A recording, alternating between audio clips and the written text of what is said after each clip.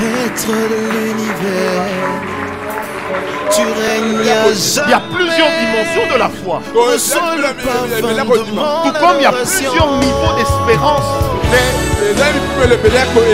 Mais l'espérance que Dieu donne est une espérance qui ne faillira jamais. Yahweh Shammah, Yahweh Shammah, Yahweh, Yahweh, oh, oh, Yahweh, Yahweh Shammah. Me voici devant ton saint trône. Mon âme a soif de toi. Je lève mes mains pour t'adorer. Adonai. Me voici devant. Amen. Alors, lorsqu'on parle de la communication, il y a deux pôles dans les relations humaines. Le premier pôle dans la communication, c'est ce qu'on appelle l'émetteur. Le deuxième pôle, c'est ce qu'on appelle le récepteur. Donc, à chaque fois qu'il y a une communication, on commence toujours par un émetteur et on termine toujours par un récepteur, lequel après se transforme également en émetteur. Ça veut dire que tout ce que vous dites, il a le droit de répondre. C'est pourquoi je parle d'un émetteur, d'un récepteur, mais les rôles peuvent être inversés à tout moment. Amen. Hein? Et la chose qui crée la communication entre ces deux pôles, c'est justement ce qu'on appelle le message. Ça veut tout simplement dire ceci, qu'à chaque fois qu'il y a échange entre deux personnes, au fond, il y a un message qui passe entre les deux. Amen. Hein? Je disais, à chaque fois qu'il y a échange entre deux personnes, ça veut dire qu'il y a un message qui passe entre les deux. Retenez également que lorsque le message n'est pas bon, la communication aussi ne sera pas non plus bonne. Amen.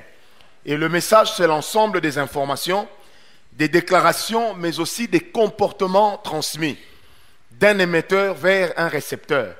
Je disais ceci, un message, c'est un ensemble des informations, des déclarations, des comportements, je dirais comme j'ai dit la fois passée, un ensemble d'attitudes par lequel on transmet quelque chose d'un émetteur vers un récepteur. Amen. Hein? Donc on ne peut pas négliger la communication dans un couple parce que la communication c'est la base. Généralement nous parlons du dialogue, mais le dialogue c'est surtout lorsque il y a un message verbal à la base. Alors que la communication va au-delà du dialogue. Parce que la communication prend tout ce qu'il y a autour d'un message, de la manière dont le message quitte d'un point vers un autre point. Amen. Hein? Alors, imaginez-vous seulement dans combien de foyers est-ce qu'aujourd'hui il y a beaucoup de problèmes à cause de la communication. Le problème n'est pas toujours le message qui est transmis ou le message que l'on voulait transmettre, mais le plus grand problème entre les hommes, c'est d'abord la manière dont le message est transmis, mais aussi la manière dont le message est reçu.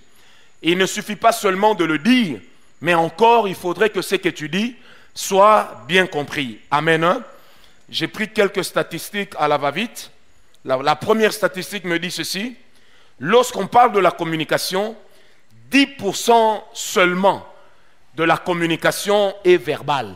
Ça veut dire que 10% seulement dans la communication entre deux personnes est conscient et passe par des mots ou par des paroles. Amen. Hein? Amen. Hein? 10% seulement. Ça veut dire 10% seulement compte.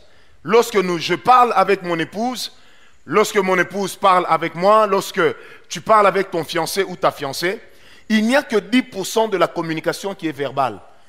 Ensuite, il y a 30% de la communication qui passe par le ton employé lorsqu'on parle. C'est-à-dire quoi?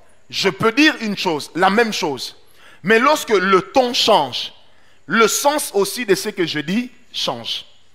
Et du coup, la communication est souffrante. Du coup, la communication aura un problème. Je donne un exemple. Chérie, je peux avoir ce téléphone? Donne-moi ce téléphone. Les deux communications aboutissent à la même chose. c'est qu'il me donne le téléphone. Mais quand je dis chérie, est-ce que je peux avoir ce téléphone? La voix que j'emploie, le ton que j'utilise est en train de caresser son cœur. Vrai ou faux? Mais quand je lui dis, donne ce téléphone, qu'est-ce qui va se passer? Soit il va refuser, ou alors il va me donner le téléphone en serrant la mine. Amen. Hein? Et c'est là que généralement l'homme commence à se poser des questions. Mais pour qui il se prend? Pourquoi il me parle comme ça? Mais il n'a pas le droit de me parler comme ça. Qu'est-ce que ça veut dire? Amen. Mais pourquoi est-ce qu'il me parle comme ça, comme un petit enfant devant les gens? Le problème c'est quoi? La même chose qu'on a toujours dit, mais dit avec une autre tonalité ou un autre ton, peut devenir sujet à frustration. J'ai raconté ici un jour l'histoire d'un frère avec qui on a grandi à l'époque à l'église de la Borne. C'était le genre de frère qu'on appellerait en bon lingala un yuma. Amen. Hein? Ça veut dire le genre de gars qui ne sait pas parler aux filles. Et un jour, il est arrivé qu'il tombe amoureux d'une sœur. Et après, il vient nous dire, non, la sœur ne veut pas de moi. Elle m'a dit que je ne suis pas homme à son niveau. J'ai dit, waouh. Et je lui ai posé la question avec les autres amis. Mais dis-nous un peu, comment tu as procédé? Écoutez comment il a fait. Il dit, je suis allé, j'ai appelé la sœur. Avec autorité. Elle est venue. Alors je lui ai dit, ma sœur, quand je priais, une voix m'a dit, aime, aime, aime. C'est elle, c'est elle, c'est elle. Donc, ma sœur, je t'aime, je t'aime, je t'aime. C'est toi, c'est toi, c'est toi. Vous savez que on avait presque nos tripes dehors, tellement on s'est moqué de lui. Et on lui a posé la question, mais pourquoi tu as parlé comme ça à la sœur? Il dit, non, moi, c'est la tonalité avec laquelle Dieu m'a parlé. J'ai dit d'abord, je doute fort que Dieu te parle avec cette tonalité, parce que l'amour n'est pas un ordre lorsqu'il s'agit de deux personnes. Amen. L'amour, c'est toujours une exhortation. Dieu ne t'oblige pas à épouser quelqu'un. La seule personne à qui Dieu a obligé d'épouser une femme, c'était Adam. Parce qu'Adam n'avait pas le choix entre deux sœurs. Adam n'avait qu'une sœur devant lui. Mais quand il l'a vue, il a eu le temps de tomber amoureux et de dire, voici cette fois-ci l'os de mes os et la chair de ma chair. Personne ne lui avait dit que cette femme serait l'os de ses os. Personne ne lui avait dit qu'elle serait la chair de sa chair. Mais en la regardant, il s'est dit, c'est sûr que c'est elle. Amen. Hein? Adam n'avait pas le choix comme des fois nous en avons aux grands jeunes, ou dans les églises, ou dans les endroits que nous fréquentons. Moi, la tonalité change. Imaginez que vous soyez un homme marié, vous revenez chez vous, et votre femme vous sert à manger. Et quand elle vous sert à manger, elle dit, chérie, c'est ton repas. Comment tu te sens? Même si tu n'as pas faim, tu vas créer un vide. Mais imaginez maintenant une femme qui te dit, hé, tu as mangé d'où tu viens? Viens manger. Moi, j'aime pas des maris bêtes comme ça. Vouloir ou pas, qu'est-ce qui va se passer? Non, soyez clairs, qu'est-ce qui va se passer? Hein? Taper, non. Moi, je dirais plutôt que les choses vont déménager. Amen. La première des choses qui va déménager, c'est ce fameux repas-là. Bah! Pour qui tu te prends? Et vous allez remarquer que même si vous aviez faim, la nourriture la faim va s'arrêter. Parce que la tonalité employée a éveillé un sentiment de révolte en vous. Et généralement, si nous avons des problèmes dans la société ou dans nos foyers, c'est souvent à cause de la tonalité. Pas souvent à cause des paroles employées, mais surtout à cause de la tonalité. Amen. Hein? C'est mon téléphone, j'ai oublié de le mettre sous vibreur. Amen. Hein? Donc généralement, c'est à cause de la tonalité. La manière dont nous avions parlé, la manière dont nous nous sommes adressés aux autres ou à l'autre, ces choses-là, au lieu de nous aider, généralement, ça nous détruit. Amen. Hein? C'est pourquoi il est important, lorsque nous marchons avec l'autre, de connaître aussi sa sensibilité. Hein? Oh, est-ce qu'on me comprend? La même chose que l'on dit, une autre fois, quand on le dit différemment, ça donnera d'autres résultats. Mais je lui ai toujours parlé comme ça. Pourquoi il ne m'a jamais tapé? Mais pourquoi aujourd'hui il m'a tapé? Vous savez, on a été parrain d'un couple à l'époque. Un jour, la femme m'appelle en pleurant, elle me dit, il m'a tapé. Quand je suis arrivé, c'était un foyer recomposé, une famille recomposée. Ça veut dire que la femme avait eu des enfants avant, l'homme aussi avait eu des enfants avant. Et l'homme avait eu 4 enfants avant, la femme en a eu 2. Et ils se sont mis ensemble dans le ménage. Mais la femme avait un problème de langage. En fait, c'était le genre de femme, même quand nous nous mettions entre nous les hommes, et que les femmes étaient de leur côté, elle avait toujours le toupet de venir nous crier dessus. Et lorsque nous étions en train de condamner les femmes pour telle ou telle autre raison, elle était la seule à venir défendre les femmes quand toutes les femmes se taisaient. Donc elle avait un langage très, très mauvais. Amen. Hein? Moi, les hommes, je ne les aime pas. Ce sont des bêtes sauvages. C'est le langage qu'elle avait. Et quand j'arrive chez eux, je lui pose la question, mais qu'est-ce qui s'est passé? Elle me dit, regarde, il m'a tapé, hein? Il m'a donné des coups, comme si j'étais un punching ball. J'ai dit, non, il n'aurait pas dû faire ça. Non, mais il m'a tapé, quoi. J'ai dit, bon, écoute, je sais qu'il n'est pas fou. S'il t'a tapé, c'est qu'il y a eu un antécédent ou un précédent. Qu'est-ce qui s'est passé? Déjà, dès que je lui pose la question, elle prend son air d'orgueilleuse. Elle dit, non, il ne peut pas me taper. Lui, il travaille à la machine et il n'y a que les photos de ses enfants à lui. Là, à côté. Qu'est-ce que j'ai fait? J'ai pris les photos de ses enfants, j'ai tourné ça. Et quand il est venu, il a retourné ça. Alors ça m'a énervé, j'ai pris ça, j'ai jeté. Je dis, ah bon? Et il a fait quoi? Il t'a tapé. J'ai dit non. Il m'a tapé. J'ai dit non. Il ne t'a pas bien tapé. Amen. Et je lui pose la question, pourquoi tu as fait ça? Non, il doit aussi témoigner de l'amour pour mes enfants. Alors il n'a pas le droit de faire ça, il m'a énervé. Donc je l'ai regardé dans mon cœur. Je me suis mis déjà à la place de l'homme et j'ai déjà résolu de faire ce que l'homme n'avait pas encore fait. Mais je me garde de vous le dire. Amen. Et j'ai commencé à expliquer calmement à la sœur, mais ce que tu as fait, ça ne se fait pas. Ça ne se fait pas. Ce que tu aurais dû faire, il fallait prendre les photos de tes enfants, mettre aux côtés des photos de ses enfants et ensuite voir sa réaction. Ça aurait été une communication très simple. Mais quand toi tu prends la photo de son fils aîné, tu retournes ça comme ça, tu t'attends à quoi? Et quand devant lui, tu remarques qu'il l'a bien remise à sa place, tu viens prendre la photo, tu jettes par terre. C'est un langage par lequel tu lui as montré que tu l'as défié et qu'il n'est pas un homme. Alors, se sentant blessé dans son ego masculin, qu'est-ce qu'il a fait? Il s'est rappelé à ton beau souvenir qu'il est un homme. Amen. Hein? Alors, la dernière des choses dans la statistique, c'est qu'on dit 60% de la communication entre deux personnes passe par le regard et par les gestes.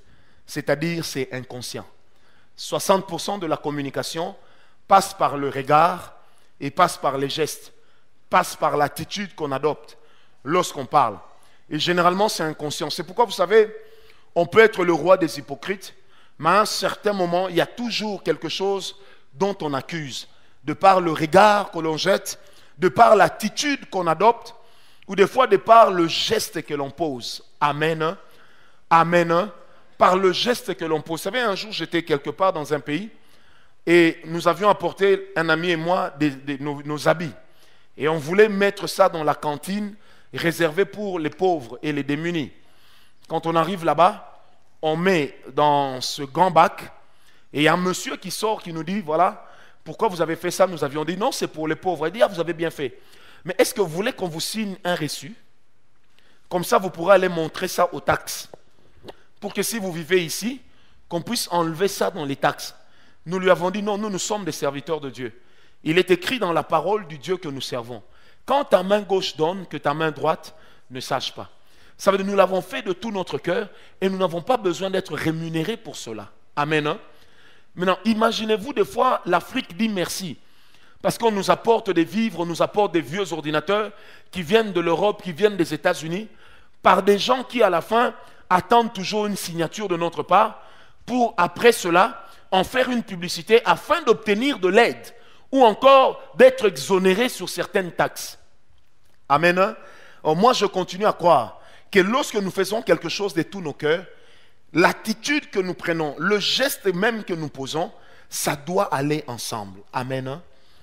C'est comme quelqu'un qui te donne à manger et pendant que tu es en train de manger, il te regarde dans les yeux en train de serrer la mine. Vous savez, il y a risque de croire que dans cette nourriture, il y a un poison. Vrai ou faux? C'est pourquoi derrière les gestes, derrière les regards, il se passe quelque chose. Un homme me disait, Quand une femme regarde son mari et qu'elle est vraiment amoureuse, le regard qu'elle jette sur lui a toujours quelque chose que ça accuse. Amen. Donc la manière dont deux personnes qui s'aiment se regardent, il y a toujours quelque chose que ça accuse. Mais quand deux personnes ont un problème, la manière dont ils se regardent aussi, ça prouve qu'ils ont un problème parce que notre regard est souvent plus expressif que nos mots. Amen. Notre regard est souvent plus expressif que nos mots. Je peux dire à quelqu'un je t'aime, mais quand je dis à quelqu'un je t'aime, en fait, la personne reçoit ma phrase je t'aime, mais derrière cette phrase, elle commence à se douter de quelque chose. Amen. C'est comme ça qu'il y a beaucoup de couples où les gens ne se disent je t'aime que lorsqu'ils préparent les relations sexuelles, ou je t'aime encore lorsque les relations sexuelles ont été bien. Alors que je t'aime, c'est une phrase qui doit venir à tout moment. Amen. Hein? Ça doit venir, pas parce qu'on a bien fait l'amour, non pas parce qu'on est en train de manager déjà la nourriture du soir. Alors on commence à dire je t'aime à 7 heures. Ou à 17 heures, on sait qu'on va rentrer à la maison, on commence à appeler pour dire chérie, tu sais, j'ai oublié quelque chose, c'était de te dire que je t'aime. Là, qu'est-ce qu'on est en train de faire? On est en train de la caresser dans le sens du poil. Or, une véritable phrase je t'aime, c'est une phrase qui sort du fond du cœur et que l'on exprime même à l'occasion de rien. Amen. C'est pourquoi j'aimerais dire que même quand vous êtes fâchés l'un contre l'autre, si seulement pendant ce temps-là, vous êtes capable de dire à l'autre je t'aime, vous allez voir que vos problèmes trouveront des solutions plus facilement. Vrai ou faux? Amen. Hein? Oh oh, amen. Hein? Un jour, un frère m'a dit, moi je ne comprends pas, les femmes africaines ne disent pas à leur mari je t'aime. Et quand elle vous dit je t'aime, c'est qu'elle a eu un très beau cadeau. Elle dit je t'aime chérie. Mais généralement, elles ne disent pas je t'aime. Mais je prie que même quand on est africain ou enfant de Dieu, qu'on apprenne quand même à habiller sa vie d'un certain romantisme. Je t'aime n'est pas un mot masculin. C'est un mot neutre. Ça veut dire ça va dans les deux sens. Dis avec moi, ça va dans les deux sens. Non, dis bien, ça va dans les deux sens. Chez nous en Afrique, je t'aime devient une mine d'or. Il faut presque un scaphandre pour entrer dedans. Combien de sœurs disent je t'aime? Quand elle dit je t'aime, c'est que peut-être il y a eu un problème. Alors là, elle peut écrire je t'aime, je t'aime, je t'aime, je t'aime, je t'aime, je t'aime. Amen. Hein? Quand on a eu un problème, je t'aime. Et il est une culture de plus en plus dans notre pays qui tente à dire aux sœurs qu'une sœur qui dit je t'aime tout le temps est faible. Alors si c'est vraiment ça la faiblesse, c'est que Dieu c'est le premier des êtres faibles qui existent sous le soleil. Parce que la Bible dit, Dieu a tant aimé le monde. Non seulement il a aimé, il a dit je t'aime, mais en plus il a donné un cadeau, c'est celui de son fils. Amen. Est-ce que quelqu'un peut dire tu m'aimes vraiment? Non, dis-le bien, dis-le dans les vides, dis-le seulement dans les vides, tu m'aimes vraiment? Toi-même, tu sais à qui tu penses, dis encore, tu m'aimes vraiment? Déjà, ça commence à poser des problèmes. Dire je t'aime n'est pas un manque de personnalité. Et ce qui est bien, c'est que je t'aime, c'est la phrase que l'on trouve dans toutes les langues. Amen. C'est une phrase qu'on trouve dans toutes les langues. Donc, on n'a pas besoin que de le dire en français. En Chiluba, comment on dit? Jimukwabila. Jimu quoi? Jikumlanga. Jimukumnanga. Tchena Moumaniato avant. Donc je ne savais pas. Amen. Et en Swahili on dit Minafurahi sana. Ah? Et furahi veut dire quoi? Donc à Louis. Mais oui, quand on dit je t'aime, ça aboutit à quoi? À furahi. Donc je n'ai pas totalement tort. Chez nous en Swahili on dit Minakupenda sana. Amen. Minakupenda sana kumaisha yangu. Et en Kikongo on dit comment? Ça m'a rappelé une vieille chanson. Mmezola, Mmezolangé. Et en Kimongo on dit comment? Hein?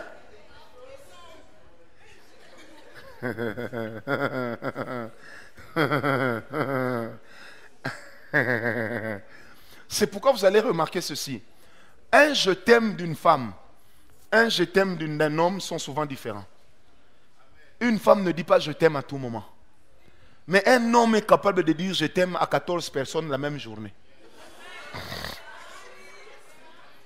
Ici, il est là, tu sais, je t'aime. Je n'ai que toi, mais sans toi, Paris serait pris. Qui suis-je? La lettre A. Là-bas, le soir, il dit, tu sais, je t'aime, sans toi, Paris se répare. Qui suis-je? La lettre I. Amen. C'est le même gars capable de distribuer des je t'aime comme s'il distribuait des petits jetons. Que Dieu puisse nous refaire. Parce que, vous savez, une femme qui ne t'aime pas et qui ne t'aime pas vraiment, quand c'est une vraie femme, c'est difficile qu'elle te dise je t'aime. Elle va se comporter en je t'aime, mais elle ne te dira pas facilement je t'aime. Amen. Hein? Mais je répète aussi, les hommes au Congo et dans le monde ont déjà appris comment acheter je t'aime. Un coffret de bijoux, un peu d'argent, un bon visa Schengen pour certaines femmes. Quand elle est fâchée, tu dis chérie, on ira en vacances à Bruxelles. Oh chérie, je t'aime. Ça c'est un je t'aime motivé. Amen. C'est motivé par quelque chose. C'est pourquoi je répète et je l'ai dit tantôt, qu'un je t'aime ne doit pas être l'objet d'un rapport sexuel réussi. Amen. Hein? Ou encore ça ne doit pas faire l'objet de la préparation pour les rapports sexuels qui viendront le soir. Amen. Vous savez, même en amour, les hommes ont appris à se comporter comme des hommes d'affaires. J'ai envie de faire l'amour le soir, je commence à lui dire je t'aime. Je lui apporte un cadeau, je sais qu'elle ne dira pas non. Amen. De l'autre côté, j'ai bêtisé, il est fâché. Je vais lui dire je t'aime pour l'attendrir. Frère, je t'aime doit être une nourriture quotidienne, même quand on est africain. Amen. Oh, donne-moi un amen bien. Dis, apparemment, il y a des anti je t'aime ici. Hein. Tu es où? Lève la main. C'est toi. Il y a des anti je t'aime. Un jour, un frère m'exhortait, il dit, prophète, vous ne pouvez pas dire aux gens je t'aime tout le temps. Non, ça ne se fait pas. Non, ça ne se fait pas. On ne dit pas à une femme je t'aime tout le temps. Ça va lui donner des ailes. Je dis, oh, il faut dire à la femme je t'aime. Aussi longtemps et autant que tu le peux, dis-le. Amen. Hein? Maintenant, la communication dans le couple, sur quoi est-elle basée? Notre premier point de ce soir. La communication dans le couple, sur quoi est-elle basée? Amen. Hein? On va prendre la base de la communication en deux gros points.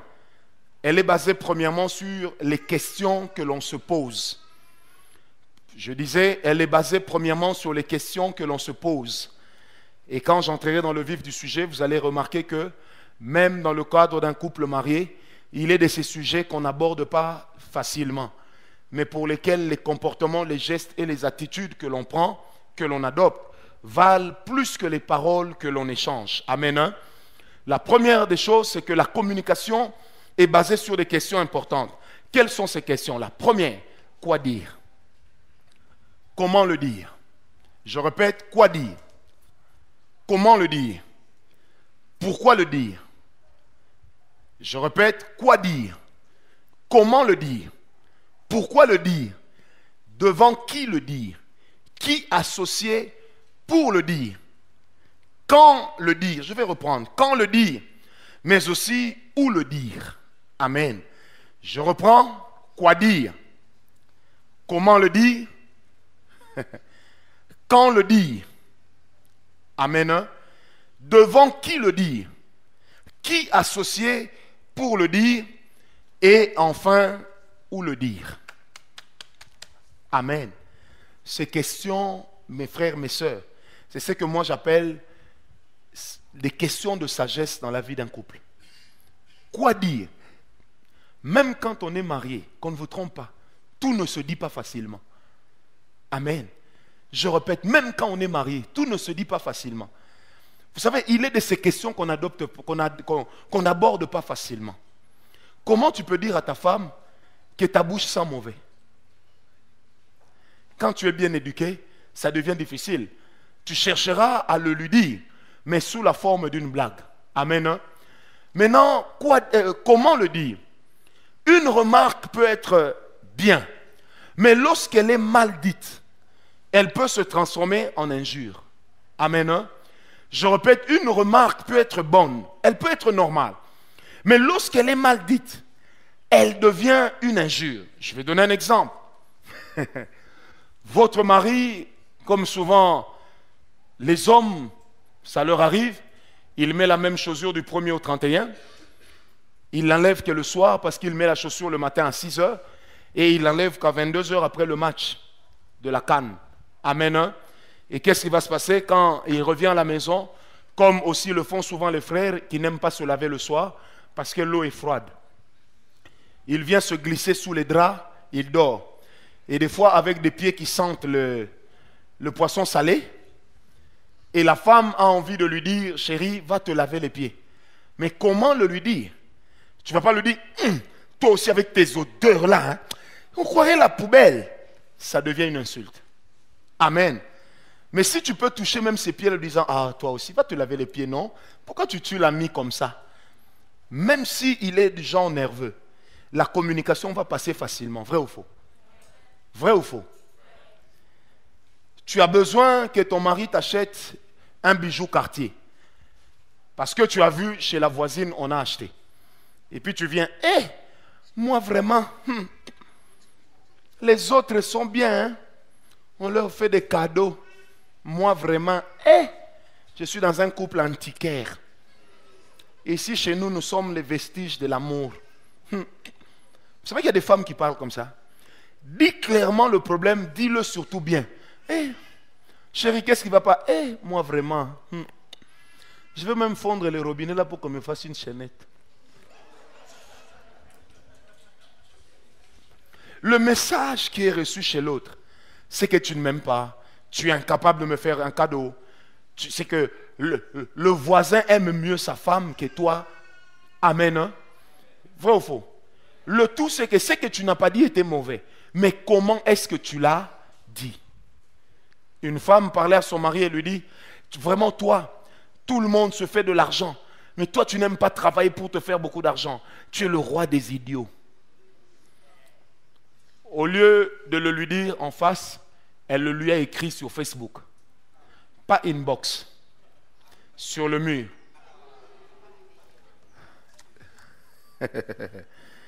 Et c'est ça, c'est pas de l'infidélité verbale. Ça, c'est à vous de répondre. Ne répondez pas, à chacun de répondre. Comme ça, personne ne dira que moi, je m'en suis pris à lui. Amen. Hein? Deuxièmement, c'est pourquoi le dire. À chaque fois qu'on a des échanges dans un couple, on doit toujours se poser la question, quel est l'objectif qu'on est en train de faire quoi? De poursuivre. Parce qu'il arrive aussi que dans la vie du couple, qu'en réalité, l'objectif qu'on poursuit soit le fait de blesser l'autre, parce qu'il nous a fait du mal. Donc quelquefois, on le fait aussi exprès. Amen. Hein? On blesse l'autre. Je n'ai pas aimé comment il a agi à mon égard. Alors je vais le lui faire payer. Alors, lorsqu'on veut lui dire quelque chose, on le lui dit de manière à le blesser, mais on le lui dit aussi parce qu'on a comme objectif causer une blessure dans son cœur. J'aimerais insister. La Bible dit dans 1 Corinthiens 13, un frère m'a dit, ce verset est faux. Amen. Prenons 1 Corinthiens 13. 1 Corinthiens 13, vous connaissez ça, n'est-ce pas? Les frères qui ont lu les livres des Troubiches connaissent ça. 1 Corinthiens 13, je lis le verset 1. La Bible dit ceci. Quand je parlerai les langues des hommes et des anges, si je n'ai pas l'amour, je suis un airain qui résonne, ou une cymbale qui retentit. Et quand j'aurai le don de prophétie, la science de tous les mystères et toute la connaissance, quand j'aurai même la foi jusqu'à transporter les montagnes, si je n'ai pas l'amour, je ne suis rien. Amen. Verset 4. L'amour est patient. Il n'est point envieux. Il ne se vante point. Il est plein de bonté. Amen. Hein? Il ne s'enfle point d'orgueil. Il ne fait rien de malhonnête. Il ne cherche point son intérêt. Il ne s'irrite point. Et là où ça fait mal, il ne soupçonne point le mal. Il ne se réjouit point de l'injustice, mais il se réjouit de la vérité. Et là où les hommes disent que c'est faux, c'est quand on dit l'amour excuse tout, croit tout, espère tout, supporte. Dis un peu à ton voisin, si c'est ton fiancé, dis-lui l'amour supporte tout. Maman Nangaï, non, dis-le lui bien, l'amour supporte tout. Aïe! Je vois que les regards ne se croisent plus. Non, regarde-le bien dans les yeux. Dis-lui, l'amour croit tout. Dis-lui, quand je te dis, tu dois me croire. Un homme m'a écrit un mail il y a quelques jours. Il m'a dit, prophète, je suis marié à ma femme, ça fait plus de 5 ans. Mais ce que je ne comprends pas, moi je suis du genre gentil avec les sœurs. Elle me soupçonne avec chaque sœur avec qui je parle. J'ai beau lui parler, ce qu'elle pense, c'est ça. Maintenant il me pose la question, prophète, venez à mon secours, aidez-moi. Comment lui expliquer que ce qu'elle pense est faux? Parce que j'ai tout essayé. Quels sont les mots à employer pour qu'elle me croie? Moi, je lui ai seulement répondu, il est écrit dans la Bible que l'amour croit à tout. Si ta fiancée te trompe, tu lui poses la question, elle te trompe encore. Il y a 2 choses qui vont se passer. Soit Dieu te donnera des preuves irrévocables, ou un jour, elle-même commettra une erreur par laquelle elle s'accusera. Dieu n'est pas bête. Amen. Je répète, Dieu n'est pas dupe. Et Dieu n'a jamais pris parti pour l'un. Dieu ne prend jamais le coupable pour l'innocent, ni l'innocent pour le... Dis à ton voisin, si tu me trompes, ça se saura. Dis-lui bien, je ne dis pas que c'est lui ton fiancé. Dis-lui seulement, si tu trompes, ça se saura.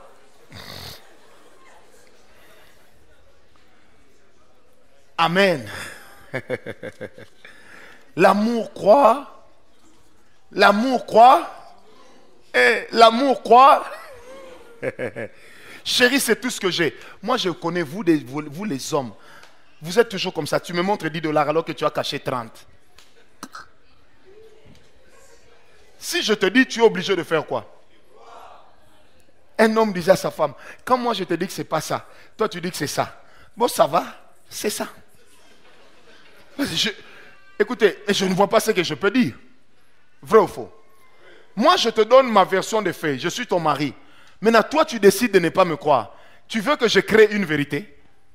Amen. Un ami à moi disait souvent à sa femme, bon, dis-moi ce que tu veux que je te dise. Comme ça, je te dis ça.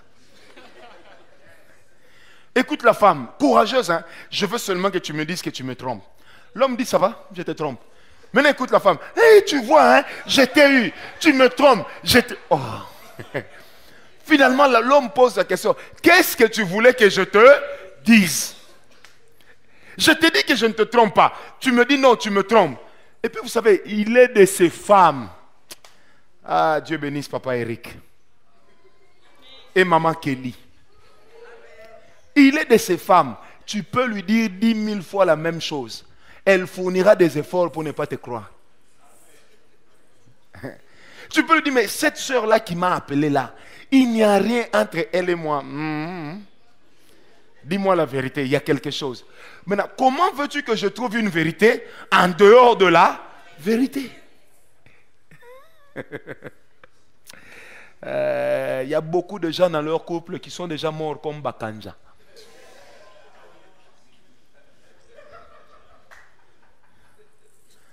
Ah, apparemment, il y a des gens contents là-bas. Il y a déjà des gens qui sont morts comme Bakanja. Une femme me dit, tu sais, prophète, moi je suis une femme. Hein. Mon intuition ne me trompe pas. Il doit avoir une autre femme ailleurs. Moi ça ne me trompe pas.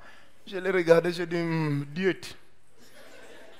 Toi, tu es Dieu. Même Judas volait l'argent de Jésus, Jésus ne disait rien. Mais toi, tu connais tout. Martyr de l'indépendance. Amen. Hein? Une autre question que j'ai abordée, c'était devant qui le dire? Vous savez, certaines choses, il faut non seulement avoir le tact pour le dire, mais il faut aussi savoir comment le dire. Parce que quand tu dis une chose, tu dois aussi calculer quel est le tempérament de la personne en ce moment-là. Il est de ces femmes qui passent toujours à côté de ce qu'elles veulent. Des hommes qui passent toujours à côté de ce qu'ils poursuivent comme objectif, seulement parce qu'ils disent tout ou n'importe quoi devant tout le monde. Amen. Ils disent tout et n'importe quoi devant tout le monde. Vous avez des discussions qu'on appellerait généralement des discussions de chambre, qui doivent rester dans la chambre. Mais vous allez voir la femme, pendant que l'homme est en train de manger devant les enfants. Oui, toi vraiment tu ressembles vraiment Un chien. Mais une discussion qui a commencé où? Dans la chambre. Quand tu l'amènes au salon, c'est que nous devons terminer ça avec ceux qui sont au salon. Or, c'est pourquoi vous allez remarquer que dans certains couples, il y a des gens qui ont des fois des réactions disproportionnées. Vous dites, mais comment il a tapé cette femme alors que ce qu'elle a dit n'était pas grave? Le problème, ce n'était pas la gravité. Mais le problème, c'est que ça ne pouvait pas être dit devant tout le monde. Combien de femmes, des fois, prennent des choses pour des blagues, pendant que pour l'homme, c'est une chose qui vaut son pesant d'or. Imaginez qu'une femme dise devant les amis de l'homme, « Hey, en tout cas, mon mari, là, quand il dort, même le camion 10 roues des militaires se trompe. Lui ne ronfle pas. Mais c'est à croire qu'il est en train de décaper la chaussée. Tellement il ronfle, il pète. C'est pas possible. C'est des choses, peut-être, quand tu dis ça dans la chambre, ça passe. Mais quand tu le dis devant les gens, ça peut s'apparenter à une injure. Et même à une injure très, très grave. Amen. Dis à ton voisin, il y a des choses qu'on ne dit pas devant les gens. Une autre chose, c'est qui associer. Vous savez, même dans un couple marié depuis 100 ans, il arrive qu'il y ait des choses qu'on n'arrive pas à exprimer seul. Et on a besoin de recourir à quelqu'un de proche pour pouvoir faire passer certaines vérités. Frères, ce sont des choses qui arrivent, mais j'aimerais dire, avant d'utiliser quelqu'un pour une vérité, tentez d'abord vous-même. Amen. Tentez d'abord vous-même. Et s'il y a une résistance, vous devez minutieusement choisir la personne à qui vous allez parler. Vous savez, moi, je me suis rendu compte par ma petite expérience avec la vie des couples, c'est qu'il est de ces couples qui n'aiment même pas qu'on associe le pasteur. Donc, avant d'aller voir le pasteur, tu dois retourner ta langue 97 fois 7, 77 fois 7 fois. Sinon, ça ne passera jamais. Parce que certains hommes sont tellement fiers de leur personnalité qu'ils n'acceptent pas que leur vérité sorte.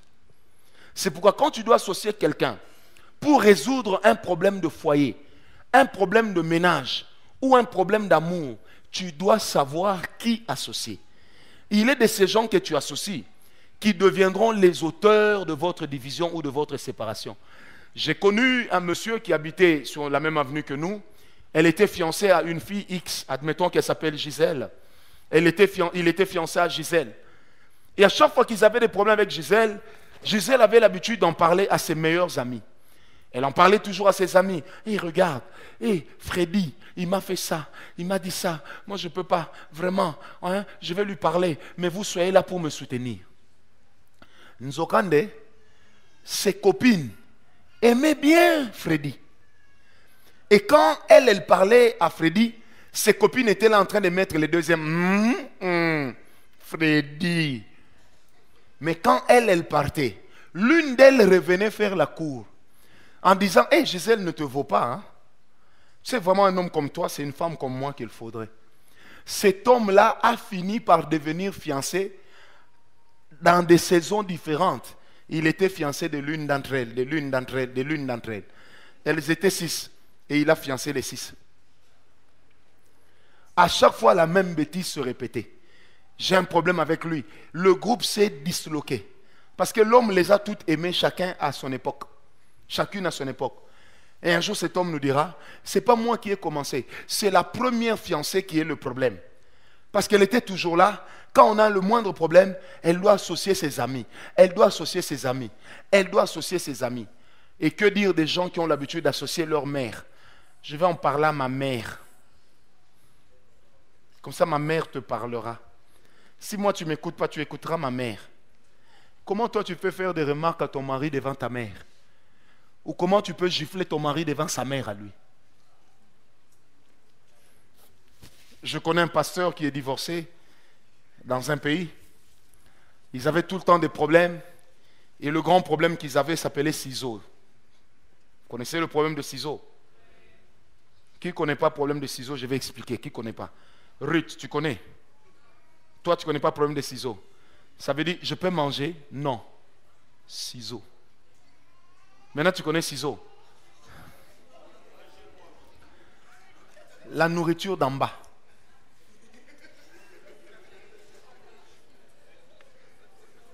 Amen. Hein? Et maintenant, l'homme en a eu marre. 2 ans de ciseaux. Vous blaguez, hein? 2 ans de ciseaux. L'homme a dit, bon, si moi, elle ne m'écoute pas, en tout cas, je vais lui parler en présence de la famille. L'homme a appelé ses oncles, la femme a appelé ses oncles. Sujet, ciseaux. Maintenant, l'homme pose la question. Chérie, j'aimerais que tu me dises aujourd'hui, devant ta famille et la mienne, pourquoi toute cette ciseausisation?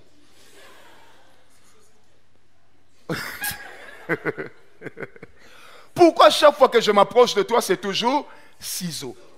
Je ne connais pas bien. Je sens mauvais. Ou comment? La femme se lève. Tu as appelé la famille pour ça? Rappelle. Rappelle. L'homme fait la sœur de la femme se lève. Bagarre généralisée. Ce couple-là, pasteur, ne vit plus ensemble.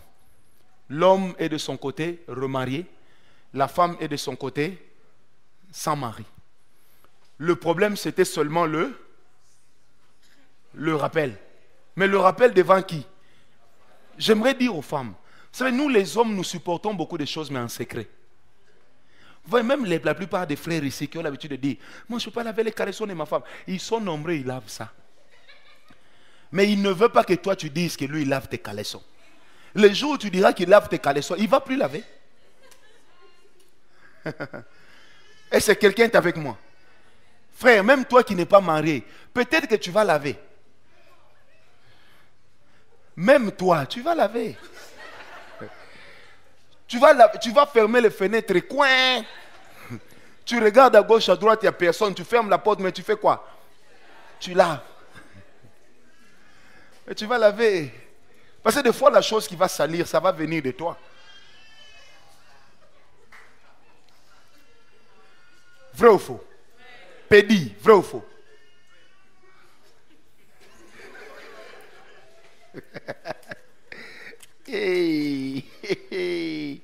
Amen. Si ta femme accouche par césarienne, vous habitez dans un pays, dans une ville où vous n'avez pas d'amis, vous allez faire quoi? Vous n'avez pas de membres de famille, même si vous avez des amis. Tu vas laver ou tu ne vas pas laver? Mais ne raconte pas que j'ai lavé. Oh, ça, aucun homme ne dira à sa femme ne raconte pas. Mais il va seulement espérer qu'elle aura un sursaut de maturité pour ne jamais dire. Parce que le jour où tu dis, Deuxième groupe, la communication dans le couple est également basée sur certaines choses essentielles. Je vais les citer. Premièrement, sur le tempérament de chacun. J'en ai parlé dimanche passé. Premièrement, sur le tempérament de chacun. Comment le dire, quoi dire, quand le dire, pourquoi le dire, devant qui le dire, avec qui le dire. Tout ça marche avec le tempérament de chacun. Maman, quand tu viens dans la vie d'un homme, n'espère pas le changer en un clin d'œil. Frère, quand tu prends une femme en mariage, n'espère pas la convertir en un clin d'œil. Est-ce qu'on me comprend? Commence d'abord par bien l'étudier. Et je l'ai dit la fois passée, je le répète encore aujourd'hui. Chaque couple, chaque personne qu'on aime ou avec qui on vit, nous sommes obligés d'user quelquefois de beaucoup de psychologie. Il faut étudier la personne avec qui vous êtes en amour. L'amour n'est pas aveugle, rendez-lui ses yeux. Le tempérament de chacun doit être connu. Quand tu veux poser tes actes, tu dois savoir quel est son tempérament en lui. Et dans ce contexte-ci, surtout le tempérament du chef de la famille compte. Mais pas seulement. Le tempérament de la femme aussi compte. Parce que généralement, les hommes ont l'habitude de penser que les femmes peuvent tout endurer, ça ne fait rien. Parce qu'elles sont femmes. Non. Elle est femme, mais elle a aussi un cœur. Elle est femme, elle a aussi une personnalité. Elle est femme, elle a aussi sa dignité qu'elle voudrait préserver. Amen. La deuxième des choses, c'est le langage quelquefois employé à double sens. Vous savez, il est un langage, je l'ai dit la fois passée, pour bien communiquer, la chose la plus importante, c'est d'éviter des paroles à double sens. Des paroles que l'on peut retourner facilement. Des paroles que l'on peut comprendre difficilement et auquel chacun peut donner le sens qu'il veut. Amen. Vous savez, dire à quelqu'un « je ne veux plus de toi », c'est lourd. Dire à quelqu'un « je ne t'aime plus », ça doit être lourd. Est-ce qu'on me comprend? Parce qu'il est de ces gens, si tu lui dis « je ne t'aime plus », Pamphile, je ne t'aime plus. Vous êtes incapable d'imaginer le nombre de choses qu'un homme peut s'imaginer derrière cette parole-là. Il peut se dire peut-être qu'elle a trouvé quelqu'un et commencer à antidater sa réflexion. C'est sûr qu'elle est avec quelqu'un il y a longtemps. Elle me trompait déjà. Il commence à se faire une raison. Maintenant, quand toi tu reviens pour lui dire, je t'avais dit ça sous l'effet de la colère, pour lui ça ne compte plus. Tu lui as déjà dit, je ne t'aime plus. C'est pourquoi, mes amis, j'ouvre cette parenthèse. Avant de dire à quelqu'un avec qui on vit, je ne t'aime plus, il faut bien peser ses paroles. Et dans les fiançailles, avant de dire à l'autre, on se sépare, il faut bien peser ses paroles. Parce que si tu tombes sur une femme takinga, ou sur un homme takinga, vous savez ce que c'est que takinga? Il ne recule jamais. Et il ne retourne jamais d'où il est venu. Amen. Dis à ton voisin, il faut être prudent. Oh, il faut être prudent. Toi, tu viens vanter le mari d'autrui chez ton mari. Et tu sais, hein? Jean-Marc, tu sais? Pédi, c'est un homme, hein? Moi, je te poserai la question. Et moi, je suis quoi? Une femme? Un jouet? Deuxième lot de questions. Quand ma femme me dit que l'autre homme, c'est un homme, c'est que cet homme-là l'a goûté. L'a amené là où moi, je ne l'ai jamais amené. Vrai ou faux? Attention, le matin, on peut se retrouver devant un avocat. Chacun en train d'expliquer à son propre avocat sa ligne de défense à prendre. Amen ou pas amen? Dis à ton voisin, il faut éviter les paroles à double sens. Surtout lorsqu'on est fâché. Surtout lorsqu'on est fâché. Hein? Troisième chose, c'est la motivation. Je l'ai déjà dit à l'introduction, la motivation. Quand on dit quelque chose, quand on communique, la motivation est la chose qui caractérise le plus ce que nous faisons ou ce que nous disons. Amen. Et j'aimerais vraiment insister, même dans les couples mariés, il est de ces gens dont la motivation a toujours été de faire du mal, de blesser, d'amener l'autre à pleurer. Ça, ce n'est pas de Dieu. Un vrai couple chrétien n'a jamais une mauvaise chose comme motivation, un mauvais objectif comme motivation. Ta motivation doit toujours viser la réconciliation. Amen. La quatrième des choses, c'est dans la communication, dans les couples, elle est également basée sur la gestion faciale. Je l'ai dit tantôt que c'était encore combien le pourcentage? 60% de la communication dans le couple est basée sur le regard, sur les gestes et sur la face, l'attitude que l'on prend. Alors il faut savoir bien connaître l'attitude que tu prends, mais aussi peser déjà les effets de ton attitude vis-à-vis de l'autre. Amen. Hein? Chiralira, même le jour où tu aimes, vous avez un problème. S'il t'appelle, vaut mieux ne pas répondre que de lui raccrocher au nez. Amen. Si elle te manque du respect, attends de le lui dire en face. Ne l'insulte pas au téléphone. Frère, respecte celle que tu aimes. Et n'oublie jamais, le respect qu'on donnera à ta femme dépendra de celui que tu es en train de lui donner.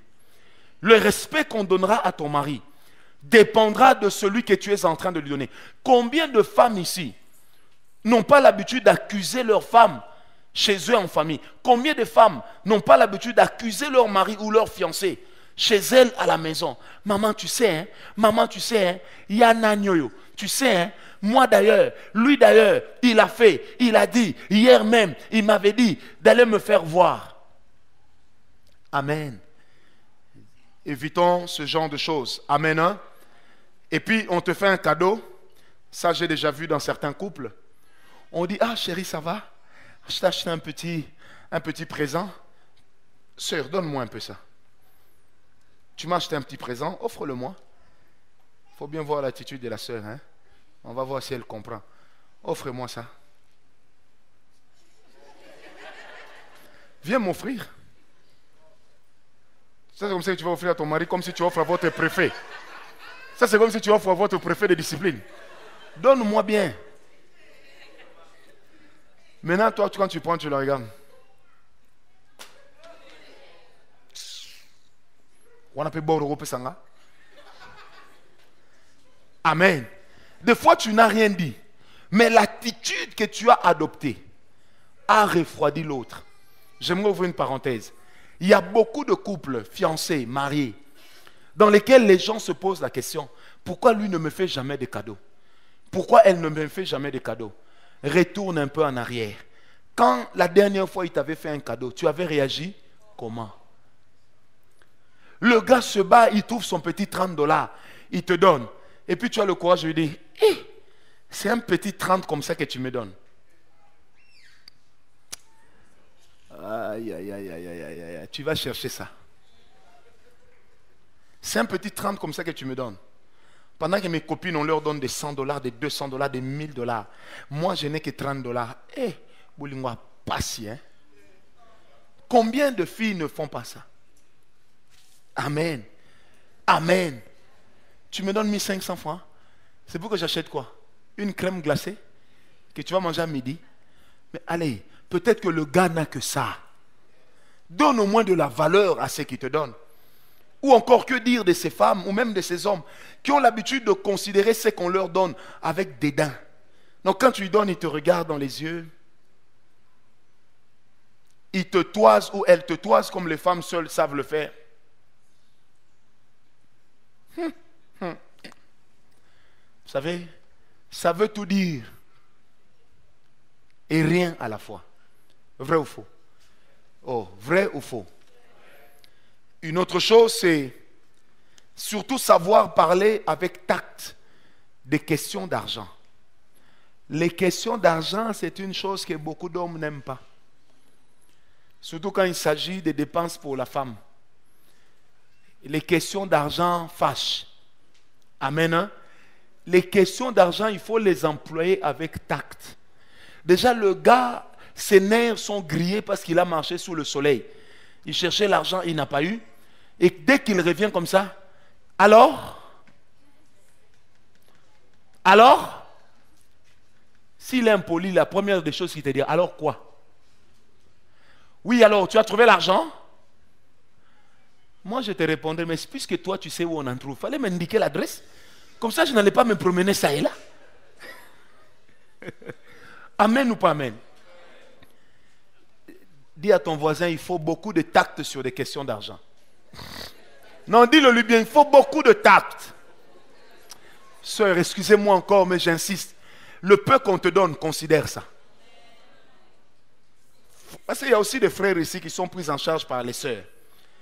Le peu qu'on te donne aussi, considère ça.